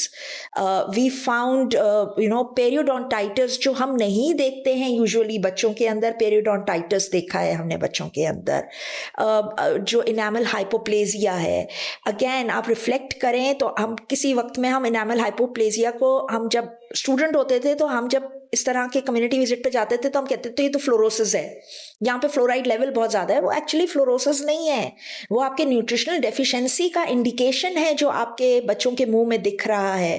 तो उसको किस तरह से एक पेरेंट और टीचर किस तरह उसको समझ रहा है. वो इतनी बड़ी कैविटी के साथ एक बच्चा बैठा है जो कह रहा है कि मुझे दर्द है, बट आप उसको छुट्टी नहीं दे रहे या आप उसको जाने नहीं दे रहे, कि वो उसको गाइड नहीं कर रहे कि जाके अपना वो फिलिंग करवा ले, क्योंकि वो बढ़ते बढ़ते वो एक बहुत बड़ी कैविटी बन गई और उसकी RCT होने वाली है. और वो छोटा बच्चा है, 14 साल का बच्चा है, 13 साल का बच्चा है, उसका मोलर अभी 12 इयर्स में इरप्ट होता है. और इतनी बड़ी कैविटी के साथ अल्टीमेटली क्या होगा, आप कहेंगे एक्सट्रैक्शन करा लो. पूरी ज़िंदगी उसने जो आगे गुजारनी है उस बिना दांत के गुजारनी है. एंड आई बिलीव मी, ये हम कहने को हम बहुत इसको लोग समझ, जो नॉन डेंटिस्ट लोग होंगे ना, वो समझेंगे यार दांत की ही तो बात कर रहे हैं. लेकिन बिलीव मी, जब आपके अपने बच्चे का खुदा ना खास्ता दांत इस तरह ख़राब होगा तो आपको पता चलेगा कि कितना पेनफुल होता है. Being a mother, I know how painful it is. हालांकि मुझे याद है जब मैं नई माँ बनी थी, मैंने अपने आप के साथ एक प्लेज किया था. मैंने कहा मैं अपनी बेटी को फ्लोरिडेटेड टूथपेस्ट रोज सुबह शाम 9 साल की उम्र तक खुद ब्रश कराऊंगी. और मैंने किया, लिटरली मैंने किया. I buy that. And still she had her first cavity in her milk tooth. जो D था उसके अंदर उसकी कैविटी हुई. मैंने बड़े थॉरली उसकी क्लीनिंग की. लेकिन वही बात है कि अंडरलाइंग फैक्टर्स क्या थे वो हमें एक्सप्लोर करने की ज़रूरत है. सही है. तो आई थिंक हमने बात कहाँ से स्टार्ट की थी और कहाँ पहुँच गए, बट लेकिन आपको प्रोसीजर्स के साथ साथ कम्युनिटी के अंदर इसमें बहुत स्कोप है for procedures to perform, screening to perform, indicators देखने की ज़रूरत है. आपको कम्युनिटी इंगेजमेंट करने की ज़रूरत है. ये 4 एस्पेक्ट्स ऐसे हैं जो हम कहते हैं कि इसमें अगर आपके बच्चे ट्रेन हो जाएं अच्छे से तो वो अपना इंडिपेंडेंट क्लिनिक बड़ा अच्छा सा चला सकेंगे, कॉम्प्रिहेंसिव केयर दे सकते. राइट. अच्छा डॉक्टर अमरीना, आपने अभी मेंशन किया हाउ एक जो बच्चे हैं फॉर एग्जांपल एक सर्टेन डेमोग्राफिक के, they have cavities from really early on. So पहली बात तो should we really contain them to a certain demographic, is this an observation that you have made generally with children of all ages from all demographics? कुछ indicators ऐसे हैं जो हम generally सब में देखते हैं, ठीक है, और कुछ ऐसे हैं जो स्पेसिफाई हम करते हैं. वही बात है कि आपको अंडर लाइंग फैक्टर्स आपको देखने ज़रूरी हैं. इसका सिंपल सा सवाल का जवाब यही है कि you should consider the underlying. Perfect. So my main question is कि do you think lack of availability of resources is the reason why children develop cavities this early on, or it's the lack of ये awareness देखिए, from आपको parents? Research आपको बताती है कि ये access to care कितना बड़ा इशू है। डेफिनेटली इवन मैं कहती हूँ कि बाहर के मुल्क, जब जिन मुल्कों को आप कहते हैं कि डेवलप्ड कंट्रीज हैं, वहाँ भी ये इश्यूज हैं। मैं उसका एग्जांपल दूँ, अभी रिसेंटली मेरी भांजी जो है उसका हार्वर्ड में एडमिशन हुआ है, वो गई है यहाँ से अपने वो लैसिक सर्जरी करा के गई थी, और वो जब अमेरिका गई है तो डेफिनेटली उसके पास केयर नहीं थी। उसकी एक आंख जो है वो इन्फ्लेमेशन काफ़ी बढ़ गई थी। She could not access the doctor, she could not even self cure her self, तो she had to wait for a longer time to get that eye healed. वो हीलिंग में टाइम लगता है, जाहिर है, but she was not able to get that particular ointment the drops that she was supposed to put in her eyes that she could not take from here. So access to care तो आपको कहीं भी मिल सकता है। ये मैं बात कर रही हूँ उस डेवलप्ड कंट्री की जिसको हम वी लुक अपॉन, के हार्वर्ड में बैठा है बच्चा और उसको तो हेल्थ केयर की फैसिलिटी होगी, नहीं थी। सो एक्सेस टू केयर तो एक जनरल इशू है, ये मैं आपको बताऊं। लेकिन वही बात है कि आप ऐसे डॉक्टर्स प्रोड्यूस करने पड़ेंगे अगेन जो रिफ्लेक्ट करें इन चीज़ों को भी और किस तरह से उसको देख रहे हैं, क्योंकि हर अच्छा क्लिनिक आपके लो रिसोर्स के अंदर आके उन पेशेंट्स को केटर नहीं करेगा जो आपको फीस नहीं दे सकते। फी फॉर केयर तो है ना, इस बात पे तो कोई दो राय नहीं है। आप पैसे दें और केयर लें। तो आपको मेरे ख्याल में कुछ एक पोर्शन आपको रखना पड़ेगा हर प्रैक्टिशनर को इतना कि जो आपको फी फॉर केयर के अलावा भी कर सके, क्योंकि फिर हमारे पास हैं कितने फिर सोशल सिक्योरिटी प्रोग्राम्स पे गिन चुनकर एक आपका बेनज़ीर इनकम सपोर्ट आ जाता है, जिसके अंदर अगेन आपका डेंटल का एस्पेक्ट कवर नहीं होता। जो आपके इंश्योरेंस कवर करने वाले इंस्टीट्यूशंस हैं वो आपका डेंटल केयर कवर नहीं कर रहे। कुछ अभी जो एल्डरली प्रोग्राम्स के जो अभी सोशल सिक्योरिटी प्रोग्राम्स शुरू हुए हैं उसमें आपका डेंटल केयर कवर नहीं हो रहा।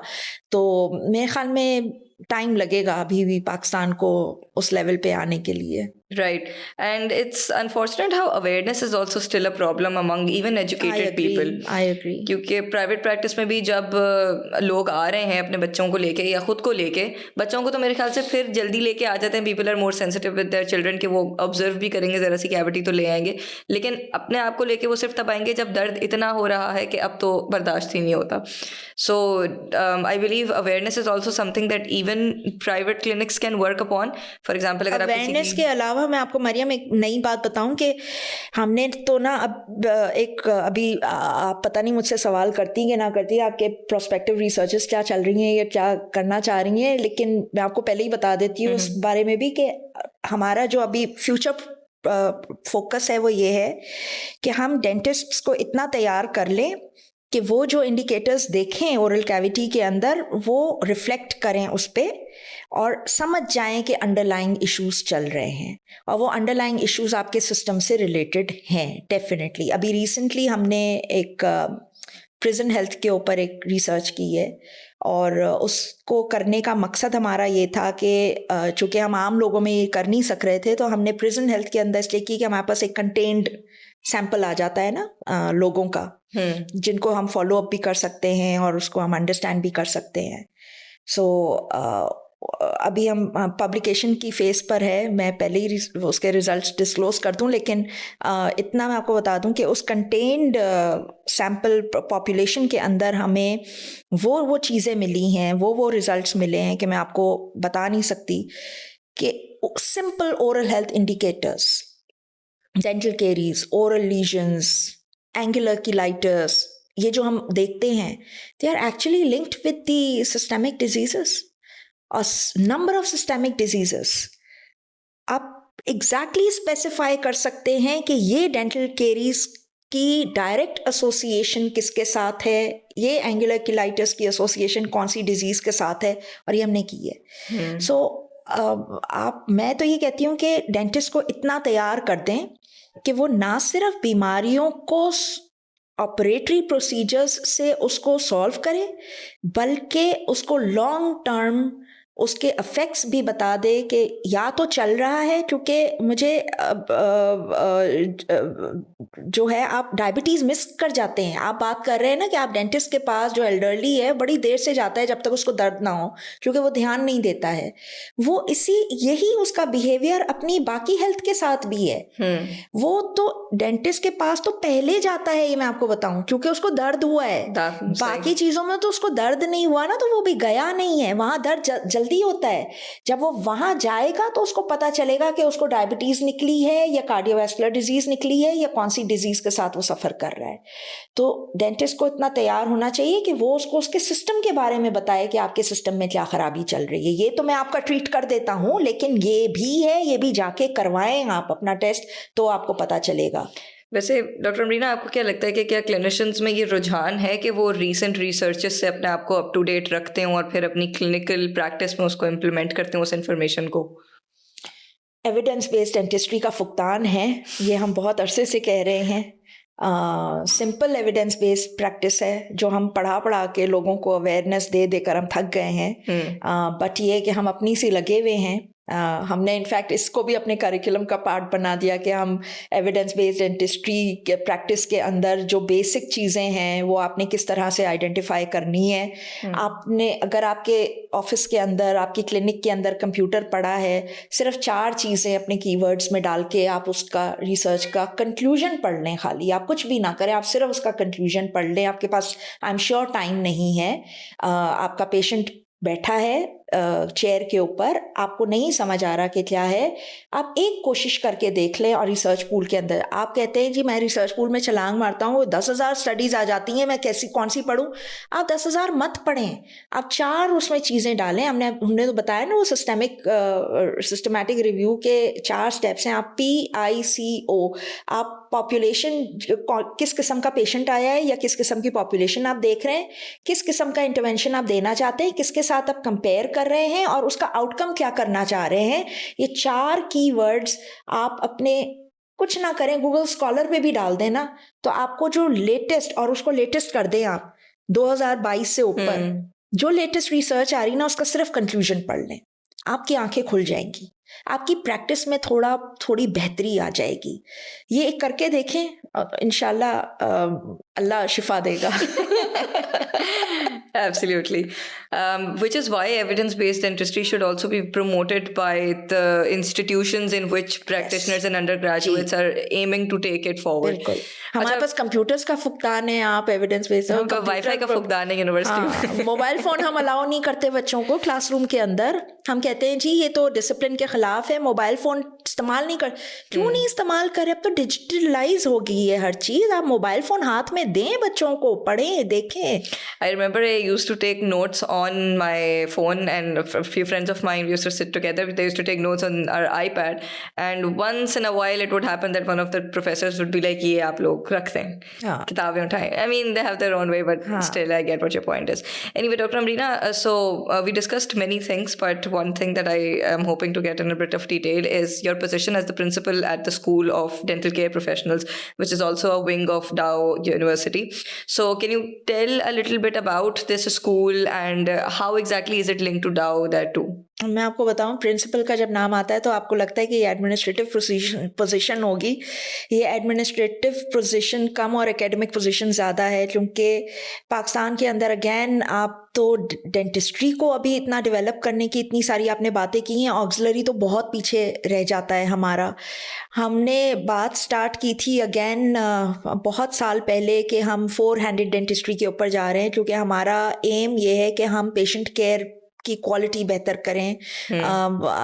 जो हम क्लिनिकल केयर प्रोवाइड करते हैं उसके अंदर हमें 2 एक्स्ट्रा हाथ हमें चाहिए हैं। चूँकि आपके सारे ऑपरेटरी प्रोसीजर्स हैं, आपको मटेरियल मिक्सिंग वाला भी चाहिए, आपको सक्शन पकड़ने वाला भी चाहिए, आपको पेशेंट को केयर रिसेप्शन पे रिसीव करने वाला भी चाहिए, आपको हर तरह का एक जिसको हम कहते हैं छोटे, ये कर लो छोटे, वो छोटे नहीं है एक्चुअली, वो बहुत बड़ी चीज़ है। बिल्कुल, आप समझें। और अब हमने ये ग्रेजुएट प्रोग्राम स्टार्ट किया था 2009 में, जब नफील्ड की रिपोर्ट की बेस पर यूके के अंदर इन्होंने कहा कि जी 4 हैंडेड डेंटिस्ट्री कितनी क्रूशली इम्पॉर्टेंट है।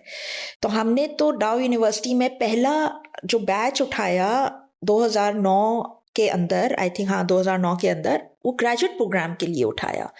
हमने कहा जी 4 साल हम इसको वो पढ़ाएंगे कि वो इतना काबिल हो जाए कि वो मल्टीटास्किंग कर सके, जो डेंटिस्ट के आसपास जितना ऑक्सिलरी और अलाइड काम है वो कर सके। और माशाल्लाह दे आर वेरी ब्रिलियंट। वो आपके टेक्नोलॉजी, आप मुझे बताएं आपके डेंचर्स कौन बनाता है? Lab technician. लैब टेक्नीशियन की क्वालिफिकेशन क्या है, आपने कभी पूछी होगी उससे? वो उसने रोज सीख सीख के बनाया होगा।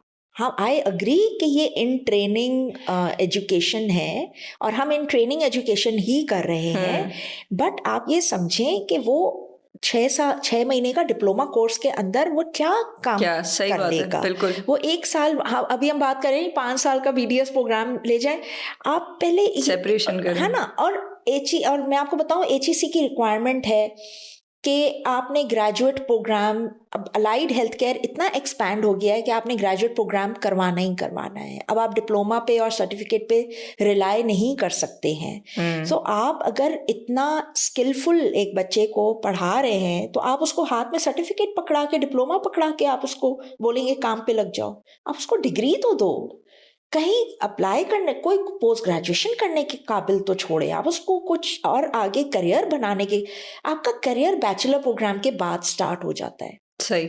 सो आप, हमारा जो ये ऑक्सिलरी प्रोग्राम है वो इन अ वे मेरे लिए बड़ा प्रेशियस प्रोग्राम है, चूँकि हमारे पास जो टेक्नोलॉजिस्ट्स और जो हाइजीनिस्ट्स जो प्रोड्यूस हो रहे हैं वो इतने केपेबल हैं कि वो आपका पूरा क्लिनिक आपका संभाल के आपको दे सकते हैं आपकी एब्सेंस में।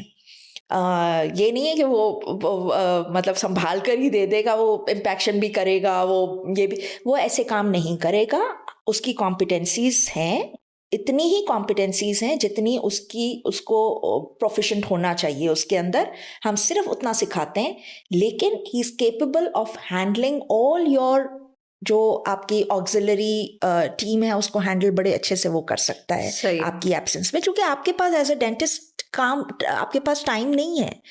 आप कह रहे हैं कि जी हम ऑपरेटरी प्रोसीजर्स हमारे, और डेफिनेटली हमारे बहुत बारीक बीनी के साथ करने वाले, अब तो खैर लूप्स और माइक्रोस्कोप्स और वो जो आ गई हैं नई टेक्नोलॉजीज, आई एम श्योर वो बहुत हेल्प करती हैं, बट अगैन आपको वो ह्यूमन टच चाहिए है, और वो ह्यूमन टच आपको ये ऑक्सिलरी प्रोवाइड करेगा, आपको अच्छे डेंचर्स बना के देगा, आपकी क्लिनिक की आपकी क्रॉस इन्फेक्शन कंट्रोल बेहतर बना के देगा, आपका सक्शन भी पकड़ेगा, आपका मटेरियल उस हिसाब से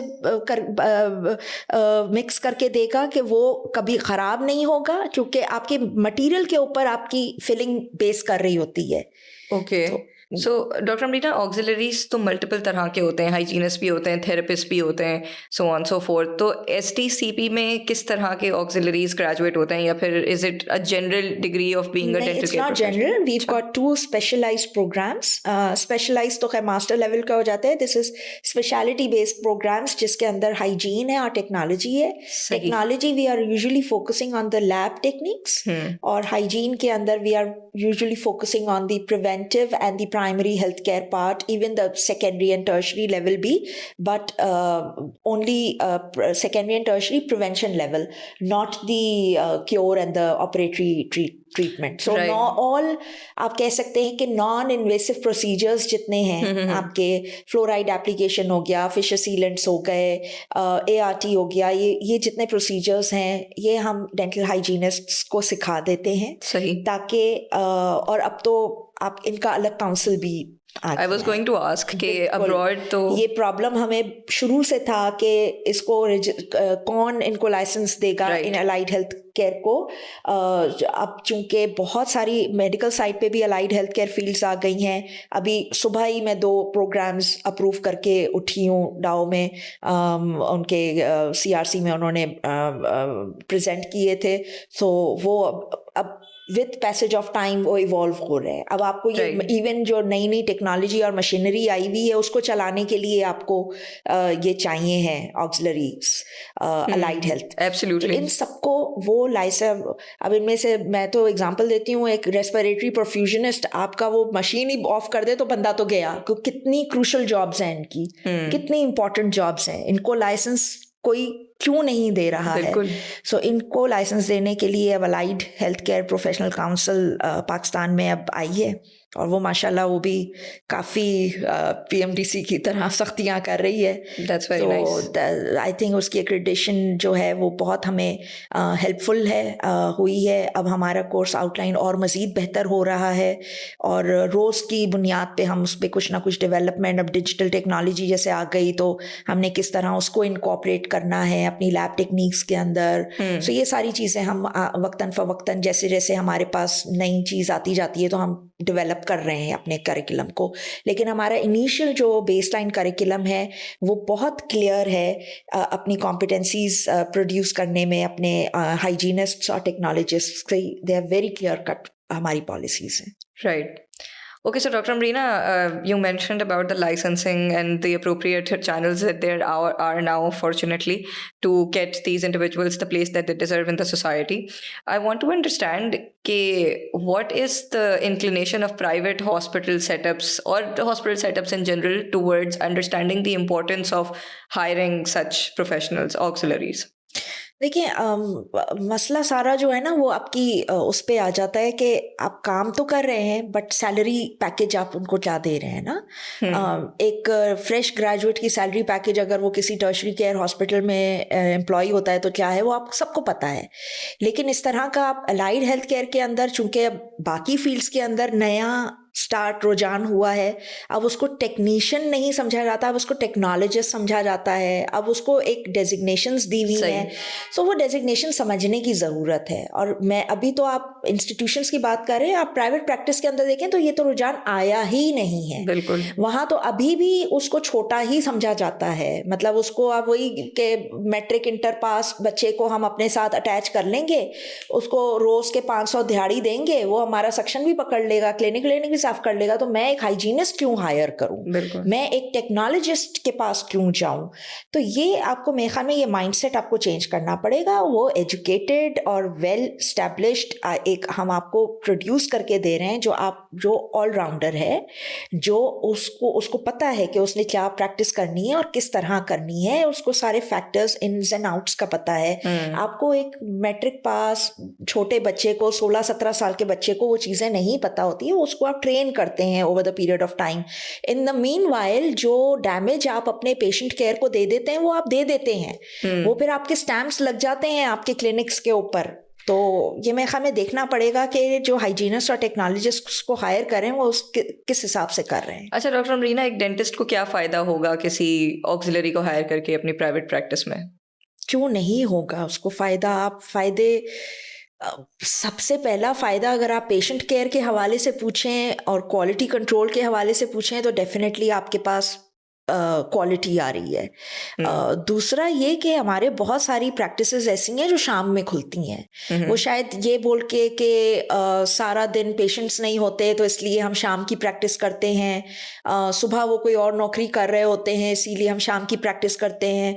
तो देखें, आप शाम की प्रैक्टिस के लिए आपने इतना लुक्रेटिव क्लिनिक खोला है, इतना महंगा आपने इन्वेस्टमेंट की है, वो सिर्फ आप 4-5 घंटों के लिए तो नहीं खोलेंगे ना. वो तो फिर आप सुबह से खोलें ना, आपने इतनी इन्वेस्टमेंट की है तो आप सुबह से उसके दरवाजे खोलें और आप अपना काम करें. पीछे आप जो बेसिक अपॉइंटमेंट्स देना, आपका केयर प्रोवाइड करना, बेसिक प्रिवेंशन देनी, प्रोफाइलैक्सिस देनी, ये आप तो 2 सिटिंग्स जो है आप प्रोफाइलैक्सिस में ही लगा देते हैं. आप थोड़ा पेशेंट के एंड से भी तो सोचें, उसके पास टाइम कितना है आपके पास आने के लिए. बिल्कुल. सो वो एक टाइम निकाल के आपके पास आ रहा है और आपको पूरी पेमेंट भी दे रहा है, तो आप उसको उस हिसाब से केयर भी प्रोवाइड करें ना. Right. And I think burnout में भी काफी हेल्प होगा. एग्जैक्टली. आज का डॉक्टर जो है वो अपना स्पॉन्डिलाइटिस पकड़ के बैठा है, मैं ये काम नहीं कर सकता, मैं कमर, तो आप you have to have that 4 dentistry, you have to delegate your, कुछ काम आपको डेलीगेट करने पड़ेंगे. और वो काम ऐसे नहीं है कि जिसमें पेशेंट को नुकसान है, ये वो काम है जो बेसिक रिक्वायरमेंट है. अवेयरनेस देना, एजुकेशन देना, उसकी प्रोफाइलैक्सिस करना, ये सारी बेसिक चीजें. इफ एनीथिंग नुकसान वहां होगा जब आपने एक अनस्किल्ड पर्सन रखा है, फॉर एग्जांपल स्केलिंग वगैरह करने के लिए. Totally agree. Thank you for continuing my answer. No, I completely agree. Yeah. So, Dr. Amrina, I wanted to touch base on a topic that I've been thinking about for some time. I am a dental undergrad, a recent undergrad myself, or not an undergrad, but a recent graduate myself. And most of the students in my class were females. We had almost 90% females. And then out of a batch of 50, I guess we had 10 boys, and then the rest of them were females. So is this a trend that you observe in your auxiliary school as well? Trend तो हम बचपन से देख रहे हैं. बचपन का मतलब है कि इवन हमारी क्लासरूम में भी 7-8 लड़के ही होते थे गिन चुन के, और बाकी सारी लड़कियां होती थी. तो आई थिंक ये मेडिकल फील्ड की शायद प्रॉब्लम है डेफिनेटली. बट आप इसका दूसरा एंगल देखें. दूसरा एंगल क्या है? जब आप ग्रेजुएट कर जाते हैं तो आपको फील्ड के अंदर कौन नजर आता है? फीमेल ज्यादा नजर आ रही हैं या मेल ज्यादा नजर आ रहे हैं? I think predominantly males. Predominantly males हैं. मेरे जॉब वर्क प्लेस पे मैं जहाँ देखती हूँ मुझे फीमेल्स नहीं नज़र आती हैं. Working females, practicing females, developed females, females at a higher position. अब थोड़ा बहुत शायद मेडिकल साइड पे तो ट्रेंड चेंज हो रहा है. हमारी माशाल्लाह हमारी वाइस चांसलर अब खातून है, प्रो वाइस चांसलर खातून है, बाकी यूनिवर्सिटीज़ में भी ख़वातीन नज़र आ रही हैं. बट अल्टीमेटली जो यंग फ्रेश ग्रेजुएट्स जो निकल रहे हैं वो इस चीज़ का गालिबन उसमें चले जाते हैं कि प्रीडोमिनेंटली सिर्फ मर्दों को प्रायोरिटी दी जाती है, औरतों ख़वातीन को शायद प्रैक्टिस की प्रायोरिटी नहीं दे रहे. ये क्या मसला है? क्योंकि ये ऑब्जर्वेशन बड़ी हार्ट रेंचिंग ऑब्जर्वेशन है. Being a woman myself, where I don't see even professor level पे मुझे हार्डली कोई प्रोफेसर्स ख़वातीन नज़र आती हैं, including myself. So why do you think is that? या मैंने कहा ये बड़ा हार्ट रेंचिंग वो है, एस्पेक्ट है मेरे लिए. Let me make it easy. Do you think is it the problem on the end of women who are not applying, or is it the problem on the end of the selection committee? I think it's both ways है. But why are they not applying? That is a question mark too. What could be the reason? जो reason हम उड़ते उड़ते सुनते हैं वो ये सुनते हैं कि जी उनकी शादी हो जाएगी या हो गई है, वो घर की हो गई हैं, वो अब उनको ससुराल जो है वो इजाज़त नहीं दे रहा. ऐसे कैसे?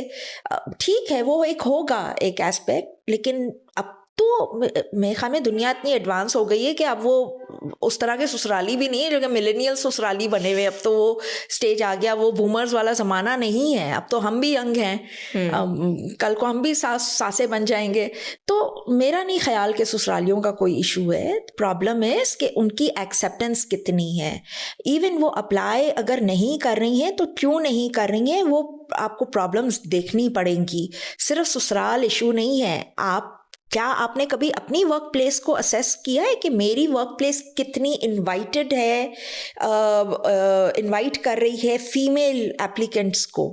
इंटरेस्टिंग. ये आपको देखना पड़ेगा. और इसके ऊपर अभी तक मैंने कोई सर्वे नहीं देखा जिन्होंने सेल्फ असेस किया हो कि एप्लीकेंट्स के अंदर मेल एप्लीकेंट्स को क्यों इनकरेज किया जाता है और फीमेल एप्लीकेंट्स को नहीं किया जा रहा है. और अगर फीमेल्स आ भी रही हैं तो वो एक वक्त के लिए किसी 1 साल 2 साल कॉन्ट्रैक्ट पे, उसके बाद उनका कॉन्ट्रैक्ट या तो रिन्यू नहीं होगा या क्या होगा कि वो फिर स्टेप डाउन कर जाती हैं, और फिर वो जो लड़के जो हैं वो आगे बढ़ते चले जा रहे हैं.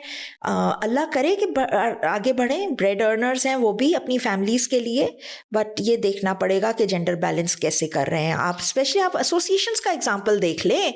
मैं तो कल ये पॉइंट रेस किया कि जी पीडीए के अंदर आप मुझे बताएं, आपकी एग्जीक्यूटिव कमेटी के अंदर ही, आप मेन कमेटी छोड़ दें, मेन कमेटी तो है ही सारे लड़कों की मर्दों की है, आप मुझे एग्जीक्यूटिव कमेटी में गिनवा दें कितनी खवातीन आती हैं. अच्छा डॉक्टर अमरीना, ये बात आपने वैसे एक अच्छी करी कि एक तो एप्लीकेंट्स वाला मसला है ना कि चलें अगर ख़वातीन अप्लाई ही नहीं कर रही हैं उस मसले को भी देखें, लेकिन जो अप्लाई कर रही हैं और जो इंस्टीट्यूशन का पार्ट ऑलरेडी हैं उनको फैसिलिटेट करने के लिए हमने क्या किया हुआ है.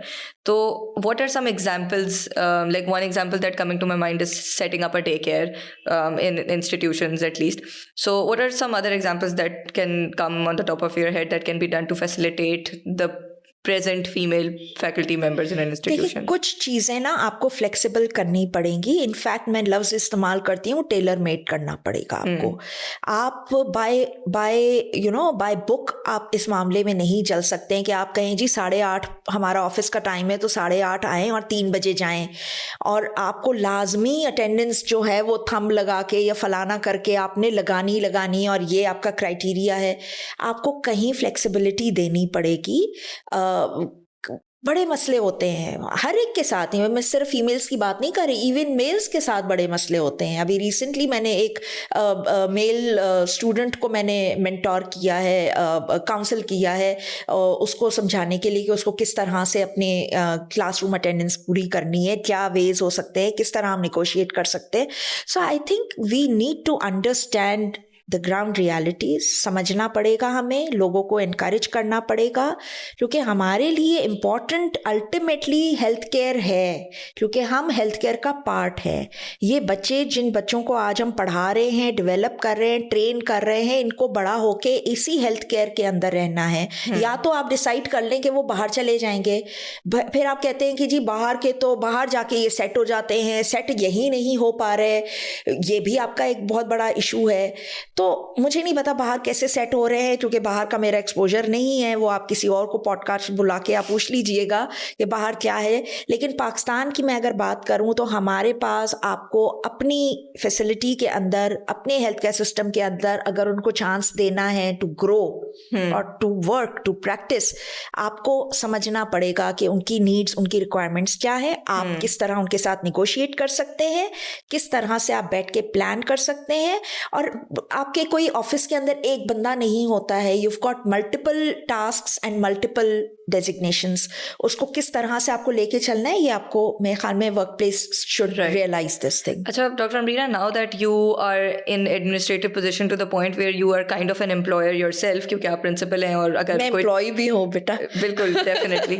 So now that you are on the other side of the table as well, so does this thought ever come across your mind when you are interviewing a female practitioner for an academic position? Yeah, definitely. क्यों नहीं आएगा. मैं हमेशा जब interview करती हूँ मैं पूछती हूँ, सब लड़कियों से नहीं, इवन लड़कों से भी पूछती हूँ, आप शादीशुदा हैं, बच्चे हैं, नहीं हैं, आप और क्या, जो एक नॉर्मल आपके इंटरव्यू के अंदर थॉट प्रोसेस जब आप ये सवाल करती हैं. मैं जब ये सवाल कर रही होती हूँ, मुझे अंदाजा मुझे ये देखना होता है कि भाई वो कितना केपेबल है मल्टीटास्किंग करने के लिए, क्योंकि ये काम हमने भी किए हैं. आप यकीन करें, हमेशा मेरा एक वो रहा है, बेंचमार्क रहा है कि मैं 8:30 ऑफिस शुरू होता है तो मैं 8:30 आती हूँ, और 3 बजे मेरा ऑफिस ख़त्म होता है तो मैं 3:30 निकलती हूँ. ये मेरा रहा है. अनलेस एंड अनटिल के बीच में थोड़े बहुत प्रॉब्लम्स कुछ हो गए थे, तो एक फेज़ आ गया, या वो अलग चीज़ है. लेकिन being an employee, we always focus on this thing. तो आप उसके बावजूद आप बाकी टास्क्स को किस तरह से लेकर चल रहे हैं, उसको आपको फिर ऑल्टरनेट्स होने चाहिए आपके पास, उनको आप किस तरह से लेकर चल रहे हैं वो उसको असेस करना ज़रूरी है. Right. So, but would you ever pre-assume about a married employee, especially if I would never judge. Because I have seen employees who've got children, they are married, and they are doing very much better than a person who is unmarried, जो कुछ नहीं कर रहा, फारिग है, लेकिन वो नौकरी कर रहा है, और वो आता भी 10 बजे है, 12 बजे चला जाता है. तो you can't really generalize. You cannot. At least I won't judge. Perfect. Dr. Amreena, it was very refreshing to hear all these perspectives. I'm still I still have so many notes that we haven't touched, but it was a wonderful time talking to you. Thank you so much for your input, and I'm really glad that academics and clinicians such as yourself exist and they are able to make a change in the field of academia. Thank you so much for giving us your time. It was wonderful talking to you. Thank you for listening to me for so long. It was incredible talking to you. I'm sure we're going to have a long talk off camera now as well. Thank you. Okay, ladies and gentlemen, this was our time with Dr. Amreena Qureshi. Thank you so much for being put and watching the entire podcast. We will be back again with another cool practitioner who has made some significant contributions. Thank you very much for your time.